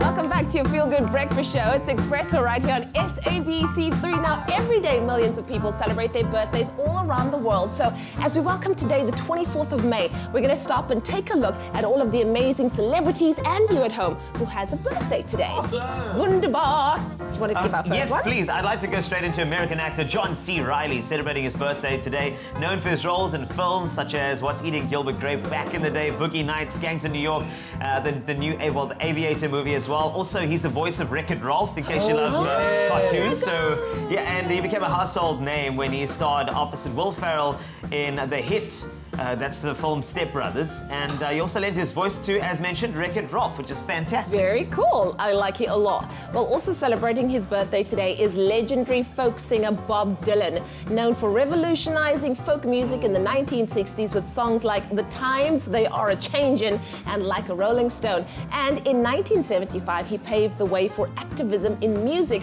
when he released the song Hurricane. What an absolute legend. What a legend. Man. Love, love him. And then finally, we have a big happy birthday to Dylan Graham and twin sisters Iris Trimble and Irma Beaton. What names, amazing, who celebrate their 50th birthday. So yeah, there we go. Happy birthday to you. So if you're celebrating your birthday today, it's really cool to be able to celebrate with you on the show today. And thanks for being part of the Expresso family. Exactly. My birthday's coming up pretty soon. When? Do you know when? I know this one, Carl, obviously. You emceed my birthday last year, so you should know. Let's go to a quick ad break. The birthday. It's coming to me now. I'm having a John Edwin moment. It's in June. It's in June. It's got to be June. It's 20th of June. It's the 19th. 19th of... It's the 3rd. 3rd of June. That's correct. Oh my goodness. And my birthday's 14th of June, just after yours. Just to let you know, if you want to send gifts, you're welcome to gifts@expressoshow.com. Or gifts. Oh, guys, please don't email that. There's no such thing, okay? Oh man, we're going to take you back to the acoustic element days. Loving having Katelyn and Jody here. They're about to perform a Sam Smith classic. You're going to hit you right in the feels. It's Too Good at Goodbyes.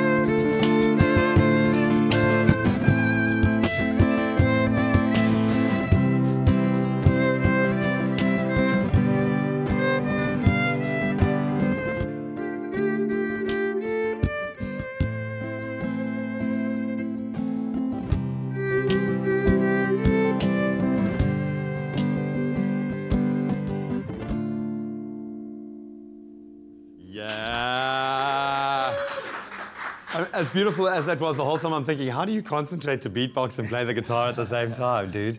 That was awesome. Does it feel good to play the acoustic stuff now that you've kind of taken this edgy turn? It does. Yeah. We've always loved the acoustic element, and we still love doing it, you know. Oh man, that was absolutely amazing. Keeps it fresh and exciting. You know, you never know which persona you're going to be. We love this persona. You guys are awesome. You are authentic, and you are so talented. Thank you so much for sharing that on the studio floor. You can let us know on all of our platforms what you thought about that and all of their performances on your Feel Good Breakfast show. Time now for the news. In the national news, ANC Secretary-General Ace Magashule confirmed last night that Northwest Province's Premier Supra Mahumapelo had resigned after weeks of violent protests against his rule in the platinum-rich region. Protesters took to the streets of the province's capital, Mahikeng, last month, demanding Mahumapelo's resignation and accusing him of mishandling state tenders and overseeing the collapse of the local health system. In a media briefing at Luthuli House in Johannesburg, Magashule said that by resigning, Mahumapelo is assisting the ANC to deal with all challenges and is not being an obstacle in solving whatever problems exist. Social Development Minister Susan Chabangu and the CEO of the Social Security Agency known as SASSA, Abram Mahlangu, have assured the Standing Committee on Public Accounts that action will be taken against officials found to have violated the agency supply chain processes. Scope lambasted SASSA officials after it emerged that the violation was made when planning 3 events totaling R4 million each in KwaZulu-Natal. The committee says it was apparent that prices had been hugely inflated to acquire the required services. Now moving further abroad, driven by the prospect of Britain's withdrawal from the European Union next year, the number of British passport holders who became German citizens jumped by 162% last year, Germany's Federal Statistics Office announced. Nearly 7,500 Britons acquired German citizenship in 2017. This follows a 361% rise in 2016, bringing the total for the 2 years to around 10,400. The office said there is an obvious link to Brexit, adding that Britons were the second largest group to be granted German citizenship last year after nearly 15,000 Turks. And then finally, Rwanda has become the official tourism partner of the English football club Arsenal FC, whose players are to sport a Visit Rwanda logo on their sleeves. The club announced this yesterday. The 3-year deal with Arsenal is the latest bid by Kigali to draw tourists and investors to that country, burnishing its reputation as a safe, sought-after destination. Arsenal is one of the most viewed teams internationally. Rwanda, the Democratic of the Congo, and then Uganda are the only 3 countries where visitors are able to see mountain gorillas. Well, that was your 8 o'clock news update. Here's a final look at what's happening in the world of sport with Graham.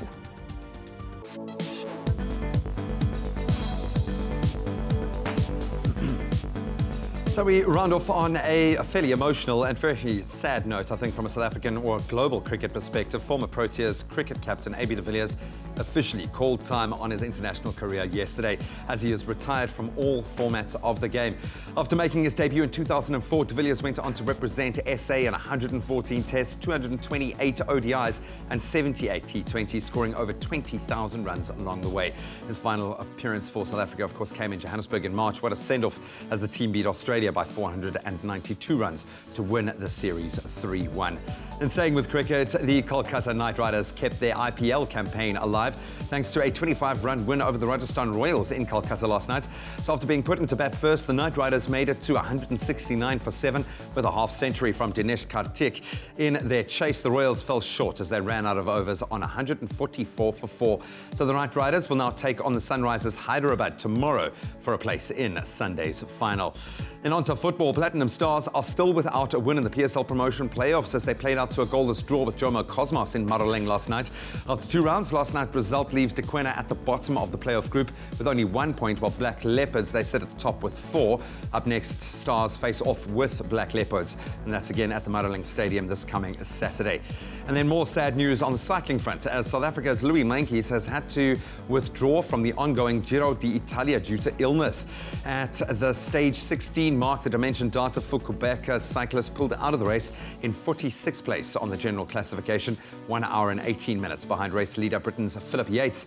In the results coming out of yesterday's stage 17, Elia Viviani, he claimed his 4th win this year, while Yates kept hold of that pink jersey.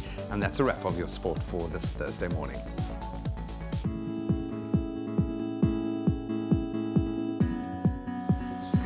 Thanks a lot, Graham. If you're hitting the road soon, some incidents to take a look at. On the M1 southbound, there's been an accident before the Corlet Drive exit. That's in the Melrose area in Gauteng. And down in the Western Cape, Gugulethu area, there is a stationary vehicle on the N2 inbound after Bunga Avenue obstructing the left lane. Please exercise caution. Turning air into pristine, clean drinking water. Cirrus Water, the future of sustainable drinking water. Mild to warm temperatures today and some scattered showers, but let's take a look at those individual temperatures for you in your area. Starting off with Polokwane, a low of 10 to a high of 24 today. Bombela, 14 to 32. Pretoria, 10 to 24.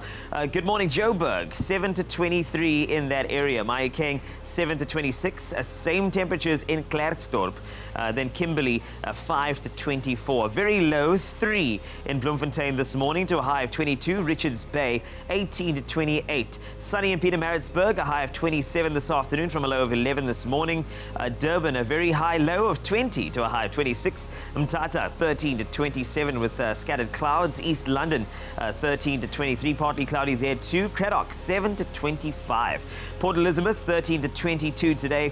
Georgia, low of 11 this morning to a high of 20 with some rain in areas. Sutherland, a very low 13 to just 15 as your high, partly cloudy in that region too. Cape Town, much needed rain in that area, 11 to 16. Worcester, 10 to 18 today with some rain. Springbok, a low of 6 to a high of 21. And Uppington, a low of 8 to a high of 26 this afternoon. And that's it for your weather. This is your Feel Good Breakfast Show, Expresso. Well, if you're wondering where Kat and Zoe are, then don't worry, we're going to tell you they are in their element right now because they are on their way to the Ukraine for their hashtag Lay's Ukraine Experience, living the life. Now, at the airport and ready for liftoff, they sent us a little bit of an update. Hey Expresso fam, we are all wrapped up and ready to go on our exciting hashtag Lay's Ukraine Experience. As you can see, the hustle and bustle of OR Tambo International. We're meeting the winners as we go along and the excitement is palpable. This is actually happening. This is, so we're about to check in, we're going to meet the winners and we'll keep you guys updated throughout our journey with the hashtag Lay's Ukraine Experience. So you can follow the hashtag to see what we're up to, and of course we'll send you guys a little video to say hello every day. Love you guys, bye. Oh, we missed them already, but why don't you tune in tomorrow for more updates on Kat and Zoe's hashtag Lay's Ukraine Experience Adventures.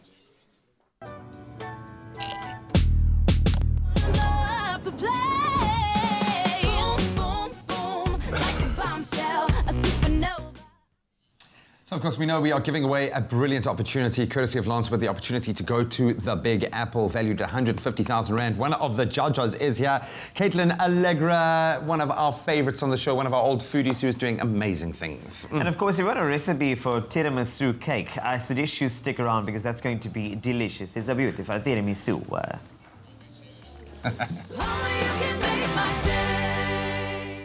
Win a trip to New York City worth 150,000 Rand.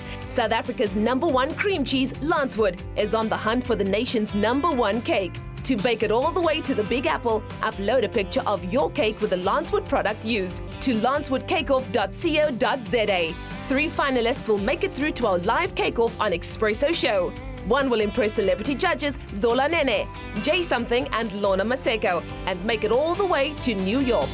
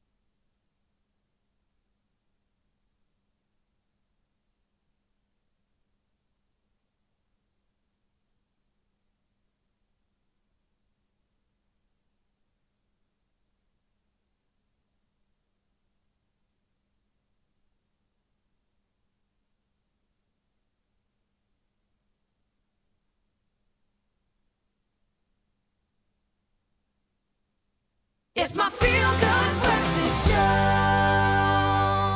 Welcome back to your Feel Good Breakfast Show. It's Expresso right here on SABC3. Now, as you already heard by now, South Africa's #1 cream cheese, Lancewood, is on the hunt for South Africa's #1 cake. And today we have food stylist and obsessively keen baker, Katelyn Allegra, in studio to give us all that we need in terms of hints and tips on how to bake your way all the way to New York City. Katelyn, everybody! Friend, I'm so excited to see you. Welcome back to the show. Baking obsessed. I love that description. Baking obsessed. Oh, I'm cake eating obsessed. That's the one that I am doing. But listen, let's talk about your blog. It's been highly successful. The Kate Tin. I mean, you have won Best South African Food and Baking Blog 2014, 2015, 2017. Absolutely amazing. Thank you. It's my baby. It's your baby, and you are raising her to be a gorgeous, gorgeous blog. What are you busy with at the moment? So I mean, I love food styling and food photography, and I've been working with some amazing brands to develop recipes and just bake up a storm. And actually, you'll be the first to know, but I've been working on a cookbook, which will be out the end of the year. Oh, you're working on a cookbook? That's amazing. I thought I'd share the news with my family. Oh, congratulations. I think that deserves a hand, everybody. We're in there. Oh, I'm available to taste everything that you make in that book. Now, listen, I love how on your blog you say you sugarcoat everything, but I don't want you to sugarcoat this. What do you think of the Lancewood Cake-Off competition? I think any excuse that kind of combines cake and a trip to New York with that amount of money is incredible. I mean, you get to bake and enter a competition. Amazing. And I would enter if I could. But we can't. But I would much rather help some of our viewers win, because it really is so easy. And yeah, I've got a few tips later on for everybody. Like a lot of people, when they stop me, they ask, Leanne, do I have to be a master cake baker? Do I have to be a master decorator? What's your thoughts on it? Definitely not, because cake is about enjoying sort of delicious. It doesn't really matter what it looks like as long as it's delicious. And for me, that's the most important bit. So you really don't have to be a master decorator or anything. You can take a family recipe, maybe add a little twist or two to it. Even a little South African twist, you know, take a memory of yours or something that you really love. Like I love tiramisu, so I made a tiramisu crunch cake, which I'll show you later. So I think, keep it simple. Don't try and get intimidated and go over the top and be something that you're not. Just make something really delicious. And that's why it's so wonderful having the likes of you with such a successful food blog and baking blog on the show. I trust what you say. So please, don't you want to give our viewers 1 or 2 tips for what they can do to make their creation absolutely spectacular? So flavor. Flavor. Because I know Zola, who's a judge, and I know that that's what she loves. And so I would say, again, take something that you love. If you love lemon meringue, do a twist on lemon meringue. If you love milk tart, do a twist on milk tart. And don't get too caught up in the decorations or Pinterest trends or any of that. Just keep it simple, make it look beautiful, and you will win. Love it. And you will win. Thank you so much, Katelyn. But you're going to be joining us in the kitchen in a little bit with a very delicious recipe. Now, like Katelyn said, keep it simple, but put your own personality, your own twist to it. And you could be walking away with this amazing prize, which is baking your way all the way to New York City. This prize is valued at 150,000 Rand. I think this one is worth playing for or baking for. Now we savor those delicious treats. We'll be back in the kitchen just now. But let's turn to our ferocious feline friends. Did you know that cats can jump between 4 to 7 times their height? They can make whirlwind directional changes, navigate in complete darkness, and even detect odors that we obviously as humans haven't even noticed yet. Now, imagine having all of those abilities, all of those massive sensory advantages, and not being able to apply them. While quality food, shelter, toys, and clean cat litter are all necessary, you are 100% sure that your cat is happy too. If this is a question you need answered, take a look at this.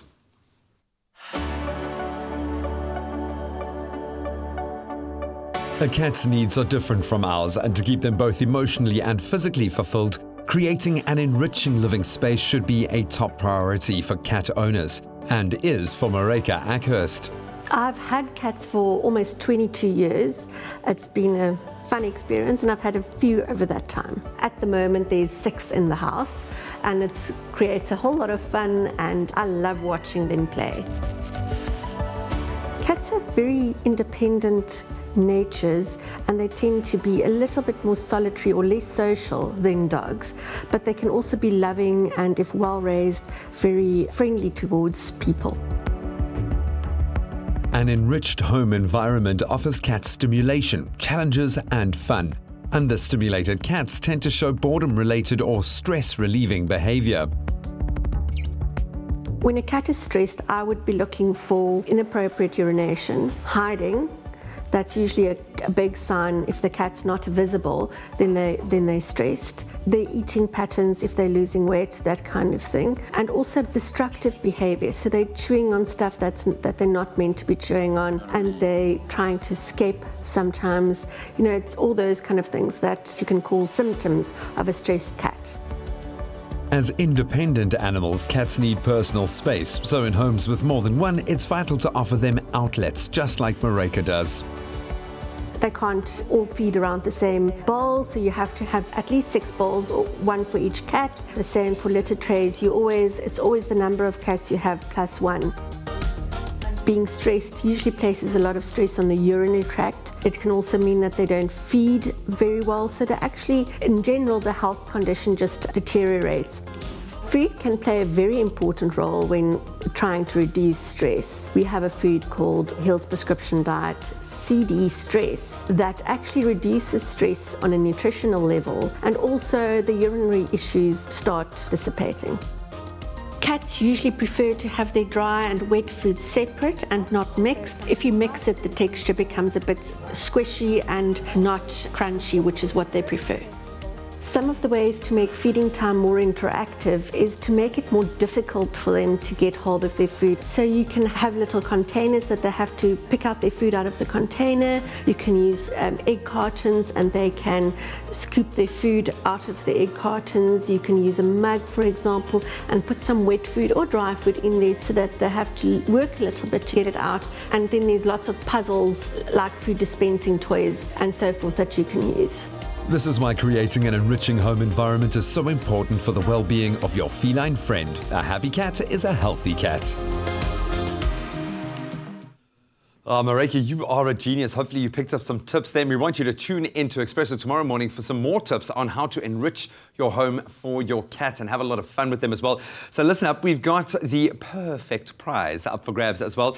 What you've got to do is visit the Expresso Morning Show Facebook page, reply on the competition post with a picture of your beautiful cat playing using the hashtag Hills, and you could win one of 2 cat enrichment hampers with everything from scratches and wall pins, from rugged kitty to Hills food as well. Pictures will be judged on creativity, so get creative. That competition closes on Monday the 28th of May. That's Monday next week. Fast rate supply, and all the terms and conditions can be found on expressoshow.com.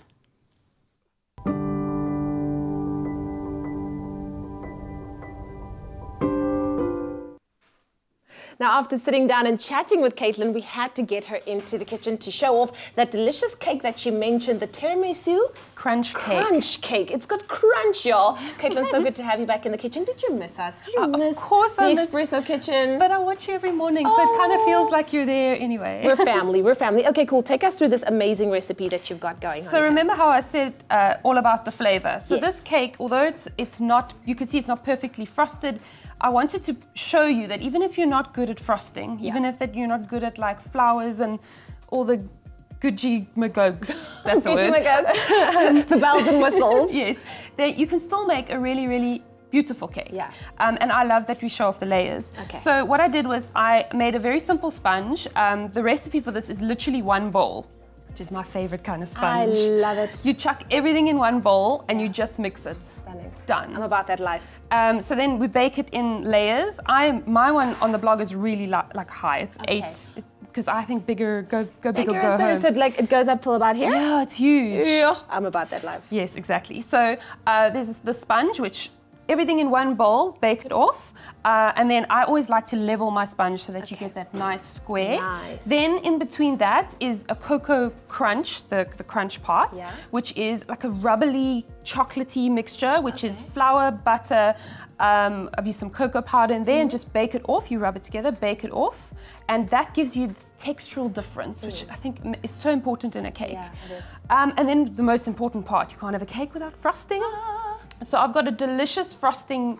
We've already creamed the butter together and the icing sugar. Yeah. And then I'm going to add I'm using the Lancewood mascarpone, which is my product. So you have to use a Lancewood product in the recipe. Yes. Obviously, and don't forget to, when you photograph it, put it in the picture. Exactly. To prove that you used it. So I'm going to use just pop this in here. Be sure that it's so gorgeous and creamy. It has to be at room temperature. Yeah. And you can see, I don't know if you know, but my new husband is Italian, and he always says to me that the mark of a great mascarpone is that it's white and not yellow. And this one is snowy white, so we know. Yes. So you're just going to mix this together until it becomes a beautiful frosting. Yeah. It's really nice and luscious. Very nice. And then my sort of secret to having a really, really moist cake is to make a coffee syrup, any syrup really. So just 1 part sugar, 1 part water, and then flavor it with whatever you like. And then I brush it onto the cake. Oh, wow. And this will, even if you've overbaked the cake, it will rescue it and it will make sure that it's luscious and moist. Yeah, and that's what gives that tiramisu its pièce de résistance, it's that coffee flavor in there. Exactly, and it needs to be strong espresso. Yeah. Okay. And then I've just layered it into, you take a cake tin with some parchment paper around so you can give it a collar, so you can stack it high. Stacked it up like that. And then I'm just going to finish it with some frosting. While you're finishing it off with some frosting, if you want to be able to do this cake yourself, you can SMS the keyword cake to 33728. We'll gladly send you your ingredients list and the link to the recipe, and you could be making this yourself. Look at how quick and easy it is, and I like the fact that you mix the sponge in a bowl, all the ingredients in one bowl, and you're good to go. The nice thing is that we are taking it one step further. So you already are having the benefit of getting involved in the Lancewood Cake-Off competition. You stand a chance to win that amazing New York prize worth 150,000 Rand. But when you enter, there's a little bit more incentive. Lancewood, in partnership with KitchenAid, is giving away a KitchenAid artisan mixer to anyone who has submitted an entry in the 2018 Lancewood Cake-Off competition. Now, to enter, all you have to do is tell us, if you were to win, what is the first cake you'll bake with your brand new KitchenAid artisan mixer? I mean, come on, this is a possible one right here. Versace for your kitchen. It's Versace for your kitchen. Okay, so let us know on Expresso's Facebook page, and be sure to make sure that you've entered the Lancewood Cake-Off to be eligible as well. It all goes together like a beautiful, beautiful relationship. New York, this mixer, this cake. It's awesome. I know. It's wonderful. I cannot wait to see what the winning cake is. And so this is my winning cake. This is your winning cake. But again, I just want to prove to you that you can make a beautiful cake. You don't need to be a cake decorator. I hear you. Just enter your favorite cake recipe. It's delicious. Yeah. And once hopefully, again, flavor. Yeah. Katelyn, thank you so much, my And love. your pleasure. Okay, do we get to eat it now? Of course, cake for breakfast is a Cake thing. for breakfast! Okay, that whole thing made me hungry, and if that's the case for you, well, there are two hungers we'd like to satisfy. The normal one with a smoked chicken jaffle recipe, and then the hunger for information with a brand new feature on Expresso, which is designed for moms and babies, featuring Meg Faure. Don't go anywhere. I saw what you did there.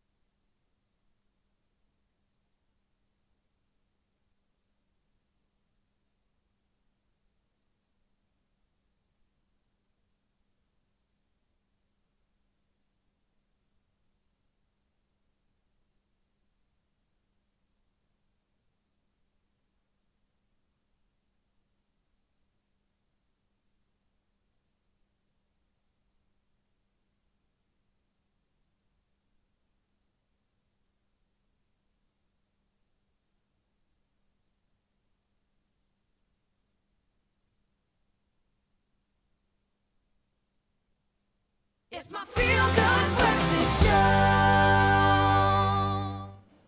Welcome back. You're live with Expresso. Thank you so much for joining us this morning. Right now, we're launching a brand new Expresso feature, one that makes me as a new parent very excited. It's all about moms and babies.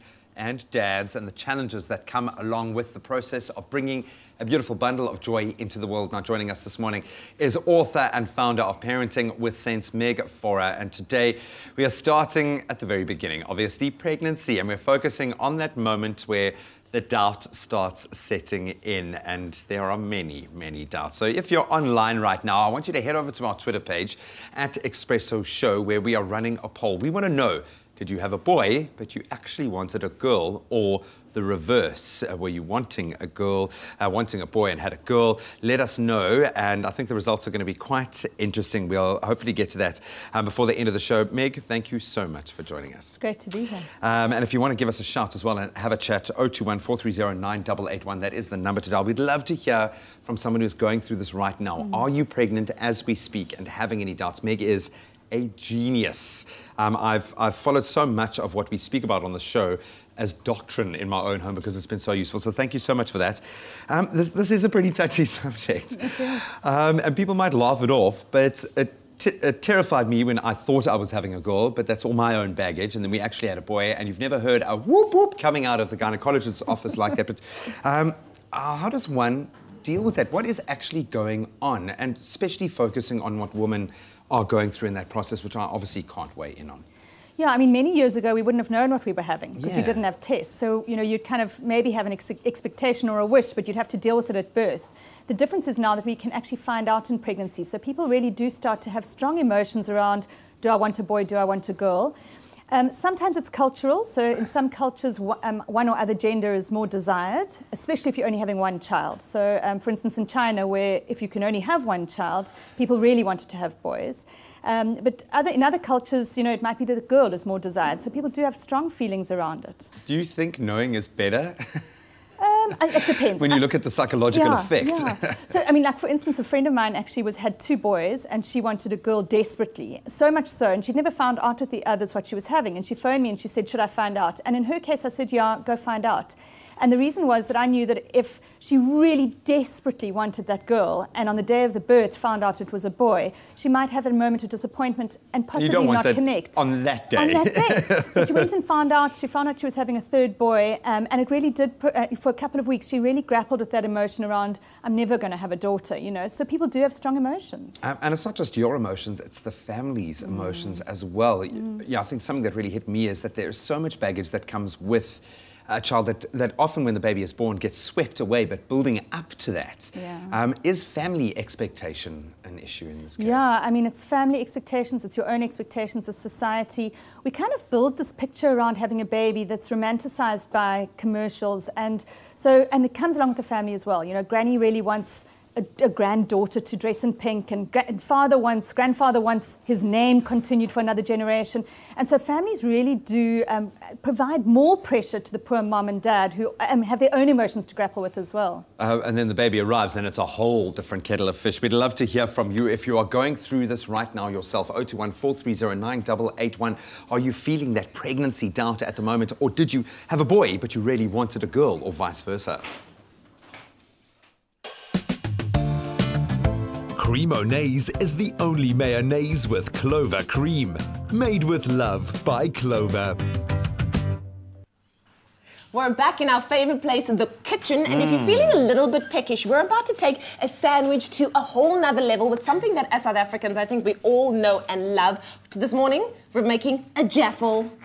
Can I say beautiful? It's a clover creamonaise, a smoked chicken, a jaffle. It's a beautiful thing. I don't know why we always say do this. I don't know why. I also don't understand it, but we're going to use these hands now to make the whole thing. We are. Can I be like your chef coach now? You can be my sous chef, so okay. I'll tell you exactly what we need. All right, so we're going to need our clover creamonaise. This is the pièce de résistance. It brings the entire treat together. Oui. Then we've also got some Parmigiano cheese. We've got some bread slices, white bread. We've also got some smoked chicken. We've got some mozzarella, and then we've got pepper dews, and we've got some salt and pepper to taste. We want the mozzarella because we want the cheese pull. There's nothing like the cheese pull. And then you've got your apparatus over here. The jaffle iron. This Do you know how to make cool. a jaffle? Yes, I know. Right.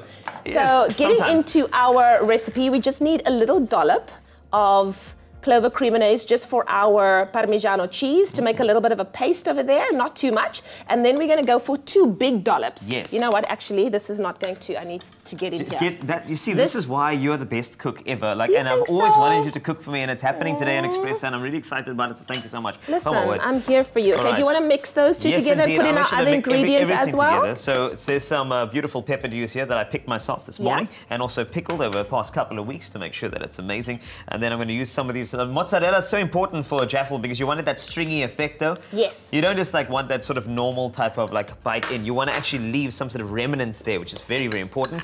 Let's get that all in there and let's mix it up like a DJ would. Mix it up. If you would like our recipe this morning for our clover creamonese smoked chicken jaffle, all you have to do is SMS the keyword clover to 33728 and we'll gladly send you the ingredients list and the recipe, and you could be making this yourself. I'm just putting our little Parmigiano mixture on the back of the bread. What else are you doing? I'm doing a little bit of a... Seasoning is so important, salt and pepper. And they have to make this beautiful mixture. So I love the style when you season. You have like to, get into season a vibe like that. there. But you have to, you know, this. If you watch the cooking program, it's so important though. So there we go. I've got the mixture ready to go, ready to rumble. So what I've done is I've put our Parmesan and clover creamonese mixture on the back of the bread, and we're going to turn it around, and you're going to put the mixture in the middle. That's correct, because you want to be nice and liberal with this. You don't want like to have like sort of half flavors there. Also, try to be messy in the kitchen, which is great for cleaning up, because cleaning up is a family activity and also a team building exercise for that you're going to be doing alone by yourself. Okay. Okay. There we go. There we go. Close that up over there. And then we're going to pop it in our jaffle iron. Do you want to open that up? That's correct. Pop it there. Go for it. And then you're just going to cut off the edges. That's right. Close that baby. Close it first. Here we go. Oh, yes. Watch the hook there. And this is it right over here. This is it. Okay, do you want to put it over here so that we can just cut off these edges? Oh, look at us. We are living our best lives right now. Once again, clover to 33728. We'll gladly send you your ingredients list and the link to the recipe, and you could be making this yourself. But if you want to see one more time how we made this delicious jaffle, check it out. Whether you like your edges crusted shut or your bubbly cheese oozing out, there's no denying jaffles and toasties are the best comfort food. Now you can take them to the next level with this clover creamonese smoked chicken jaffle. For this recipe, you'll need 3/4 cups of clover creamonese, 8 slices of white bread, 1 cup of shredded smoked chicken, 1/2 cup of grated mozzarella, 1/4 cup chopped pepper dews, 1/4 cup grated Parmesan cheese, and salt and pepper. In a small mixing bowl, add 1/4 cup clover creamonese and Parmesan cheese, mixing well to combine. In another mixing bowl, add the smoked chicken, 1/2 cup of clover creamonese, mozzarella, pepper dews, season with salt and pepper, and mix well to combine. Spread each slice of bread with a small amount of Parmesan and clover creamonese mixture. Next, place your 4 slices with the Parmesan and clover creamonese mixture face down. Then, fill each slice with the smoked chicken mixture and close the sandwiches with the remaining bread slices, Parmesan and clover creamonese mixture facing upward. Place your sandwich into the jaffle iron and cook over a medium to high heat for 5 minutes or until golden brown. Repeat the process to cook the remaining sandwiches and enjoy them while they're warm and the cheese is oozing. Made with love by Clover. Made with love indeed. And here we go, our completed jaffle ready to be enjoyed. And it's absolutely delicious. Of course, with creamonese, it just takes it to that next level. Hey? There's something special about it because, I mean, you do know the creamonese has a little bit of that clover cream in it, though, to make it a bit more unctuous, and no MSG added. It's absolutely beautiful, incredible. There's even a lovely, healthy element to it. And this is essentially what you get is that... There you go. Shall we just take a bite, though? Let's take cheers. Okay, cheers, well done. Let's... Amazing. Creamonese is the only mayonnaise with clover cream. Made with love by Clover. So we've got Meg Faure in studio this morning for a brand new segment where we are looking at life through the eyes of a mom. Today, a brand new mom or mom-to-be, and we are talking about pregnancy doubt. We've also posted a brilliant question online. Were you expecting a boy and got a girl, or vice versa? But right now, before we get to that poll, we've got a caller online. Good morning, how are you? Oh, very well. And yourself, Graham? I'm very good, thanks. Sorry, I didn't catch your name. Who am I talking to? You're speaking to Fez. Dude, thank you so much for phoning in. What is your comment, your question? Were you expecting a girl and had a boy, or vice versa? No. When my wife fell pregnant and the first time I felt the baby move in the womb, I laid my hands on it and it's like, just to feel the movement, and I took my hands off and I said, that's a girl. And that was before the scans were done or anything. And I'm like, no, that's a girl. And my wife said, no, it can't be, man. You know, it's a boy, because she had 2 boys before that. And I'm like, no, that's a girl. Trust me, that's a girl. And for the whole pregnancy, I was actually right. When we went for the scanning, eventually we found out, and I've got 4 girls, and all my girls were predicted by first movements in the womb. Take my hands off, that's a girl coming out. Do you not want a boy? Were you not a little bit disappointed that you couldn't throw a lad into the mix? You know, not really, because, you know, fathers and daughters have a very, very unique connection. Like mother and sons, they have a very unique connection. Yeah. And me and my daughters, we're all very close to each other. And, you know, I don't treat them any different because they're a girl. I try to raise them like, you know, you're going to have a bit of the manly side to it, and you're going to have a little bit of the feminine side to it. So you're going to be a bit of a tomboy. You're going to know about car engines and electronics, and you're going to know about how to cook in the kitchen. You're going to look after yourself. I absolutely love that. I can hear your emotion in the voice, man. The apples of your eye. Thank you so much for that, man. I love my girls. Oh, man, that is beautiful. Show, eh? Have a good day. Oh, thank you so much, my friend. You too.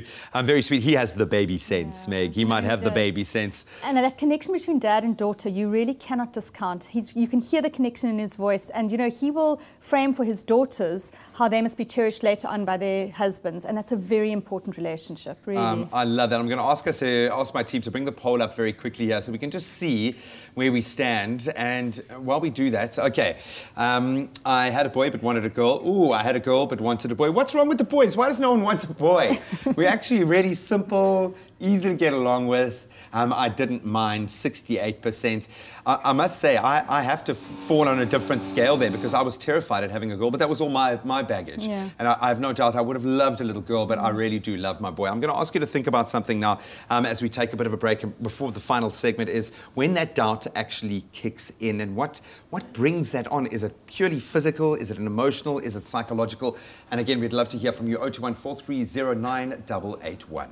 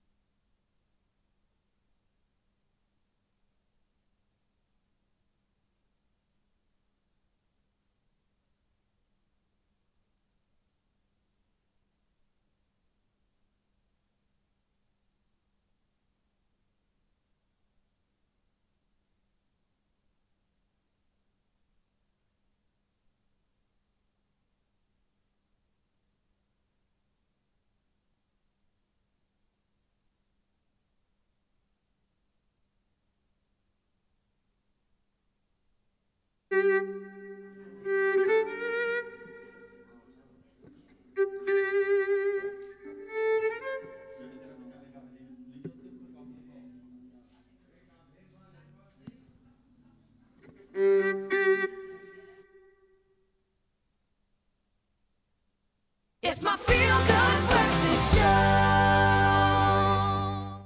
So welcome back. We are now really loving, I have to say, it's a bit self-indulgent, a new segment on parenthood, in particular for new moms and moms-to-be. We are talking to Meg Faure, and we are getting into that pressure that comes with pregnancy. When does the pressure first kick in?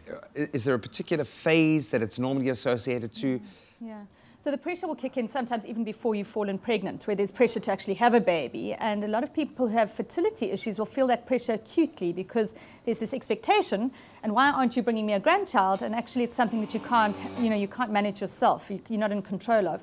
But often pressure mounts through you as you go through pregnancy. And as you approach birth, it kind of mounts to a point where, you know, society is expecting some things from you. You're terrified because what lies on the other side of birth, you don't know if you're going to be a good enough parent. And if you've had a jaded parenting background before that, like if you've had come from a broken home or from a parent situation that might have been abusive, you'll worry about whether or not you'll be a good parent. So that pressure definitely mounts through pregnancy. And for most moms, if they're honest, there's a bit of anxiety around, am I going to be good enough for this amazing life that I'm bringing? I'll tell you right now, you will be, because you're a natural. I love that. We've got Vicky on the line from Cape Town. Vicky, very good morning. How are you doing? Hi, good and you? Very good, thanks. What would you like to add to the conversation? So I'm actually pregnant at the moment. Congrats. And we're going for, thank you, the second one. And we're actually going for a scan on next week, and we'll find out the sex of the baby. But I am convinced that I'm having a boy. I've got a girl. And the reason why is because I've had such an awful pregnancy that I can only but compare it with my daughter, who was much easier. This one, I mean, I've had morning, all-day sickness for about 6 weeks now. So I'm convinced it's a boy. But I could be wrong, but for me, boys give you trouble from the beginning, I think. So. Look, I'm not going to argue with your reason. Even though my male brain is telling me to, I'm not going to argue with you, sister. Will you be disappointed if it's not a boy? Do you want a balance of boy-girl? Not at all. Oh, man, all the best of luck. Stay happy, stay so healthy, much, and enjoy it. Enjoy celebrating that scan, whatever it is. Most probably a boy, because you say it is. I'm just going to agree. Loved hearing about that. Maybe we can round off with something for the fathers, because I felt a lot of doubt, but it's amazing how that was just expunged when little Jack arrived in the world. But what's your message to would-be fathers? You've spoken a lot about the archetypes in that space. I think it's very important they get involved right from the beginning. And our first caller, who has his hands on the mum's tummy, connecting with his baby as she moves, that's your first real connection, because dad's a little bit more removed in the early part of pregnancy. Mum's feeling the symptoms. A bit of a third wheel, yeah. Exactly. And then once the baby's born, get properly involved. Take over some role of the day, like bath time, or changing the nappies, or doing the burping after breastfeeds. There you go. So be involved, because the more involved you are, the more you'll get out of your baby, and the more connected you and your baby will be. So just get in there, dads. It gives you so much. I can't imagine not being involved. So let's take one last look at our awesome poll this morning. Again, the boys are lagging behind. I had a boy but wanted a girl. I had a girl but wanted a boy. Just 14%, man. What's wrong with boys? And I didn't mind, thankfully, winning out the day at 68%. I can tell you, whatever your preconceptions are about having a child, and I know Meg can testify to this as well, so much changes when that little bundle of joy actually does arrive. And especially to new moms, you are built for this. You are made to be a mom. So get rid of those doubts in whatever way you can. If you're a family or a husband or someone involved, release some of that pressure and just enjoy the ride. It really is something so special. Thank you so much, Graham. Time for us to be back in the kitchen. Carl and I have really resonated here. We've really found a home here. Yes, we have. And we're going to be making a delicious Be Well recipe. So I'm going to be making a homemade garlic bread, and you're going to be making... I'm going to make a very cheeky chili marinade. Cheeky indeed. Now, I'm going to be using the canola cooking spray, and your pièce de résistance is... A Be Well canola oil, which is absolutely incredible, though. It's even been given Cancer's Smart Seal, which is wonderful. That's the award it's got. Exactly. And all of our products this morning have been endorsed by the Heart and Stroke Foundation, and it's high in omega-3s. So this is wonderful. Okay, can I start first with mine? Yes, good, please. Bread first, always. So what we need is some room temperature butter, and we have some cheese that we're going to be adding into that as well. We're going to mix everything. But I mean, if it's going to be at a braai, you don't want to still be too decadent and too finicky with stuff. You just want to throw it in. So go for it. We've got some chutney here. Chutney, very South African. We love our chutney. We've got delicious ginger here, and then garlic. Sorry. I could see it was kind of like minced garlic, but it's cool. You know? Exactly. Then we've got some oregano that we're putting in there, and some parsley. Beautiful. And then we're just going to mix it up. That is great. I like how you mix. Can I also start mixing here? Go because for the it. thing Tell is, us what you need for yours. So the cheeky chili marinade is something that's really cool. Use some Be Well canola oil, which is very versatile. And this marinade can be used for any protein. If you're going to have a braai, you can do red meat, you can do white meat, you can even go over a millie. I mean, it's really versatile. And what I have here is some hot English mustard over here. This is fantastic Worcestershire sauce. Ha! I said it right, thank goodness. As well as some honey. And then we've also got some cumin there, paprika, you've got some ginger, some garlic. Basically, the good constituents of any fantastic marinade. I'm going to throw with the dry ingredients first because it's very nice to start over there. And remember, once again, please don't be too finicky with it. I know you want to do the whole cooking show vibe to entertain your guests, but you can just do that with like a Jamie Oliver accent. Just go, it's just really fresh, amazing ingredients, really. All you have to do is just really get the honey in, which is always fantastic, locally sourced, you know. Fantastic, thank you very much, you know.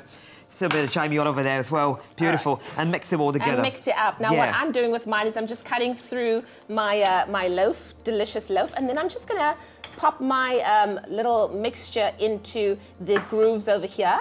And be liberal. Do you know the one thing that I love about garlic bread? Oh, you got to know that it's garlic bread, hey? Yes. You get in there, and just make sure. It must runneth over. You can't do those. You know the garlic bread. Over. The garlic bread can't look the same. No. You know, you have to make sure that everything is oozing out of it. That's the unctuousness that we look for. Ooze. Oh, this is, the aromas in the kitchen right now. Okay, so wonderful. Let's just say that I've put it in all the grooves right there. Yes, because you got the groove. I got the grooves. Okay, and then we're going to take our cooking spray, our canola cooking spray, and we're just going to cover it, spray along the edges and on the top of the bread so that it doesn't stick. You don't want stickiness, all right? Make sure that you just get it on there. Oh, yes. But the thing is, I'm not even coughing. That's how cool it is. There's no colorants, there's no other additives, so I can just, I mean, don't recommend breathing it in, but I mean, just put it onto the food. You understand what I'm saying? And then you nicely just cover this up and close the edges, and you can put this into the oven at about 200 degrees Celsius or pop it on the braai and you're good to go. And talking about braaiing though, remember this amazing glug of olive oil in here, because the thing is, this Be Well canola oil is absolutely incredible, and the thing is, just mix it up, make sure that it's so combined, and I mean, overnight's the best thing for this. Stunning. So when it comes to marinating the meat, red meat, white meat, even the fish as well, just make sure that it's all combined, pop it in the fridge, and you know what the great thing about cooking shows is they always have we've made some earlier. So last night, Leanne and I were awake quite late to make this. It's a beautiful red meat marinated and just ready to go for that lovely garlic bread that you made over there. Absolutely. If you would like this recipe for our homemade garlic bread and cheeky chili marinade, all you have to do is SMS the keyword BeWell to 33728. We'll gladly send you the ingredients list and the recipe, and you could be making this yourself. Look at our gorgeous marinade. Look at our gorgeous garlic loaf. And of course, make sure that you don't eat it alone. You've got to eat it with your loved one, because two garlic breasts together are a perfect combination. When one has it and the other one doesn't, not so much. I can smell. Like Carl right now. Yeah, I can smell. I love that. English accents, Australian accents. It's like a trip around the world in our kitchen. And if a trip around the world excites you, how would you like to do that with the Springboks? MTN are looking for a super fan that will get to travel with the Boks for an entire year and get paid to do it. It is literally the best job in the world, and it will change your life. So the auditions have been flooding in, and they have been brilliant. It's incredible to see the amount of passion and Bok love and knowledge that is out there. And you would assume that the boys would be jumping at the opportunity, but we've actually received one of the coolest, an entry from a very dedicated fan, a 19-year-old young lady. My name is Reve Mayer, and I'm a 19-year-old rugby fanatic. I've watched it since I was a little girl, and I know everything there is to know about the game. The Springbok players have been my role models growing up, even some of the coaches. I've travelled long distances to watch some of the South African teams play. I even started my own rugby website a few years back, and I gained some fame amongst the South African rugby community. Today I have my own rugby blog called Rugby Ranting. I want to study BA at law to become a sports agent one day, but I'll put that on hold to pursue this amazing opportunity. I'm in Dunedin in New Zealand. I just supported the Lions against the Highlanders. I'm already traveling and blogging about rugby. To do it as a job would be a dream come true. You have to choose me as the next buzzer.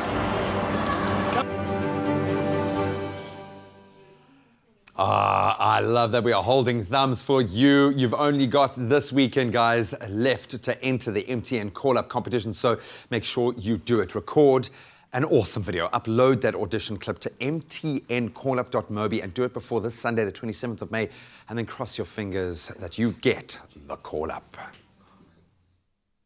Ever wondered what it's like to be a Springbok? To experience the pre-game build-up and see how it's done, with thousands of fans cheering you on? Well, now you can. MTN is looking for a buzzer that will connect the Boks with the world. Someone who will follow the Springbok team and tell stories from the road. Someone who can rally the nation and be the eyes and ears of Mzansi. So how do you get the call-up to become the bozza of the Springbok team? Do you have a passion for rugby? Are you slick with social media? And do you know how to use your phone to capture it all? First, create a video telling us why you should be the bozza of the Springbok team. Then head over to mtncallup.mobi to submit your application. Check out hashtag MTNCallup to see what it's all about. T's and C's apply. All the best of luck. We are almost running out of time this morning. Maybe just enough time to sneak in one more performance from Alter Ego. We'll bring you that after the break. If you do just one thing this year, bank better in 2018. Get the Capitec credit card with a limit of up to 150,000 Rand, with personalized interest from 14.5% based on your credit profile and affordability. Bank better to live better with Capitec.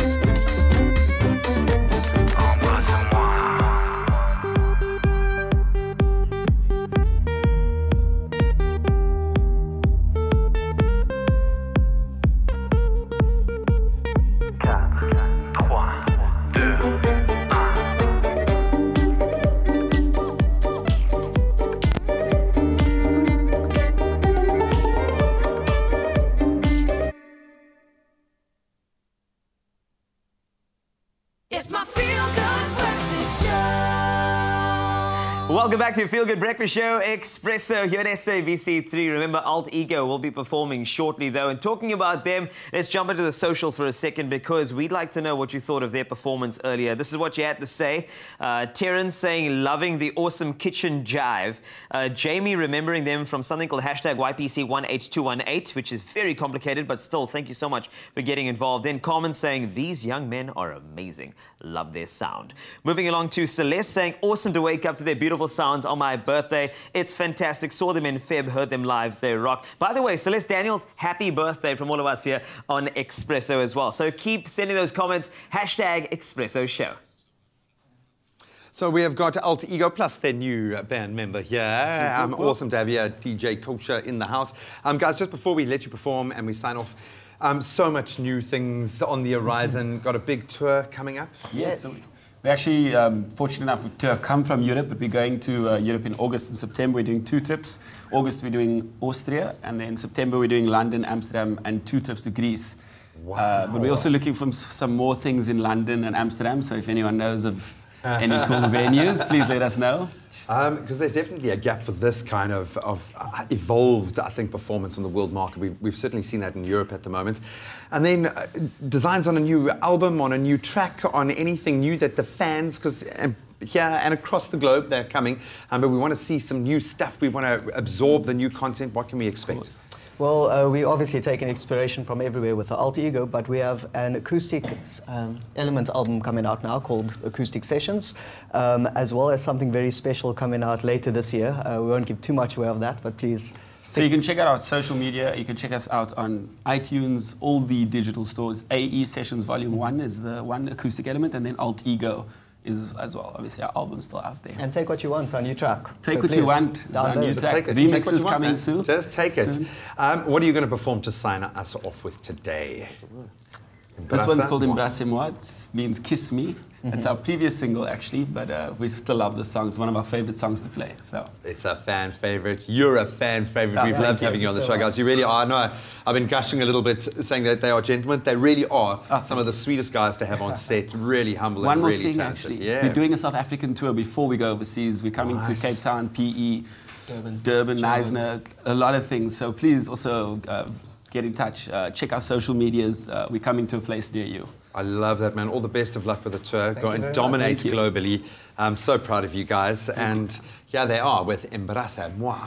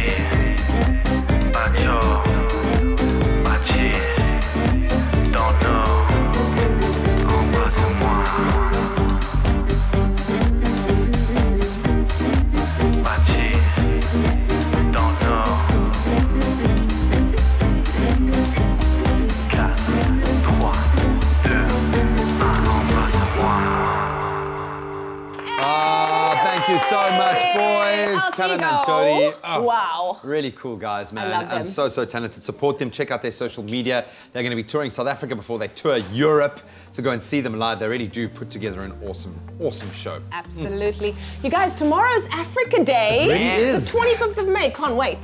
So just to celebrate this beautiful continent, we've got a liberation concert, Wow. or at least the highlights thereof. Which you don't want to miss. We're also taking a look at some of the most prolific female African icons, so don't miss out on that. There are and then, of course, as Danilo Acquisto mentioned earlier, Presenter Search on 3 goes to Durban tonight, 7:30. Check it out, but we'll be highlighting some of the most hilarious auditions from that epic leg of the competition. I managed to get a few sneak peeks. Look at our social media platforms today. I managed to steal a couple of those funnies, man. It's going to be hilarious. Man, Durban was lit. Durban, you are lit. I got to just say that. And then finally, we've got to also make sure that we get in on Zola Nene, who's going to be sharing with us some delicious African cuisine, as only she can. We live on a beautiful continent. Tomorrow we celebrate it, and of course you are the most special ingredient of the lot. Thank you so much for joining us. It's been awesome. Thank you, my brother. No, thank you. No, thank you. No. Thank you. You can sit as close to me as you do forever. Stopped touching each other for the whole. You've been connected at the hip for the whole. Who is it? Is it you or is it him? It's both of us. Yes. Oh, just we love you too. Oh, we'll be connected to you emotionally for the rest of the day. Thank you so much. Yes, love you guys honey. as much as I love this man. Have an Africa, awesome, we'll see you tomorrow, day. Same time, same place. Mwah, Bye.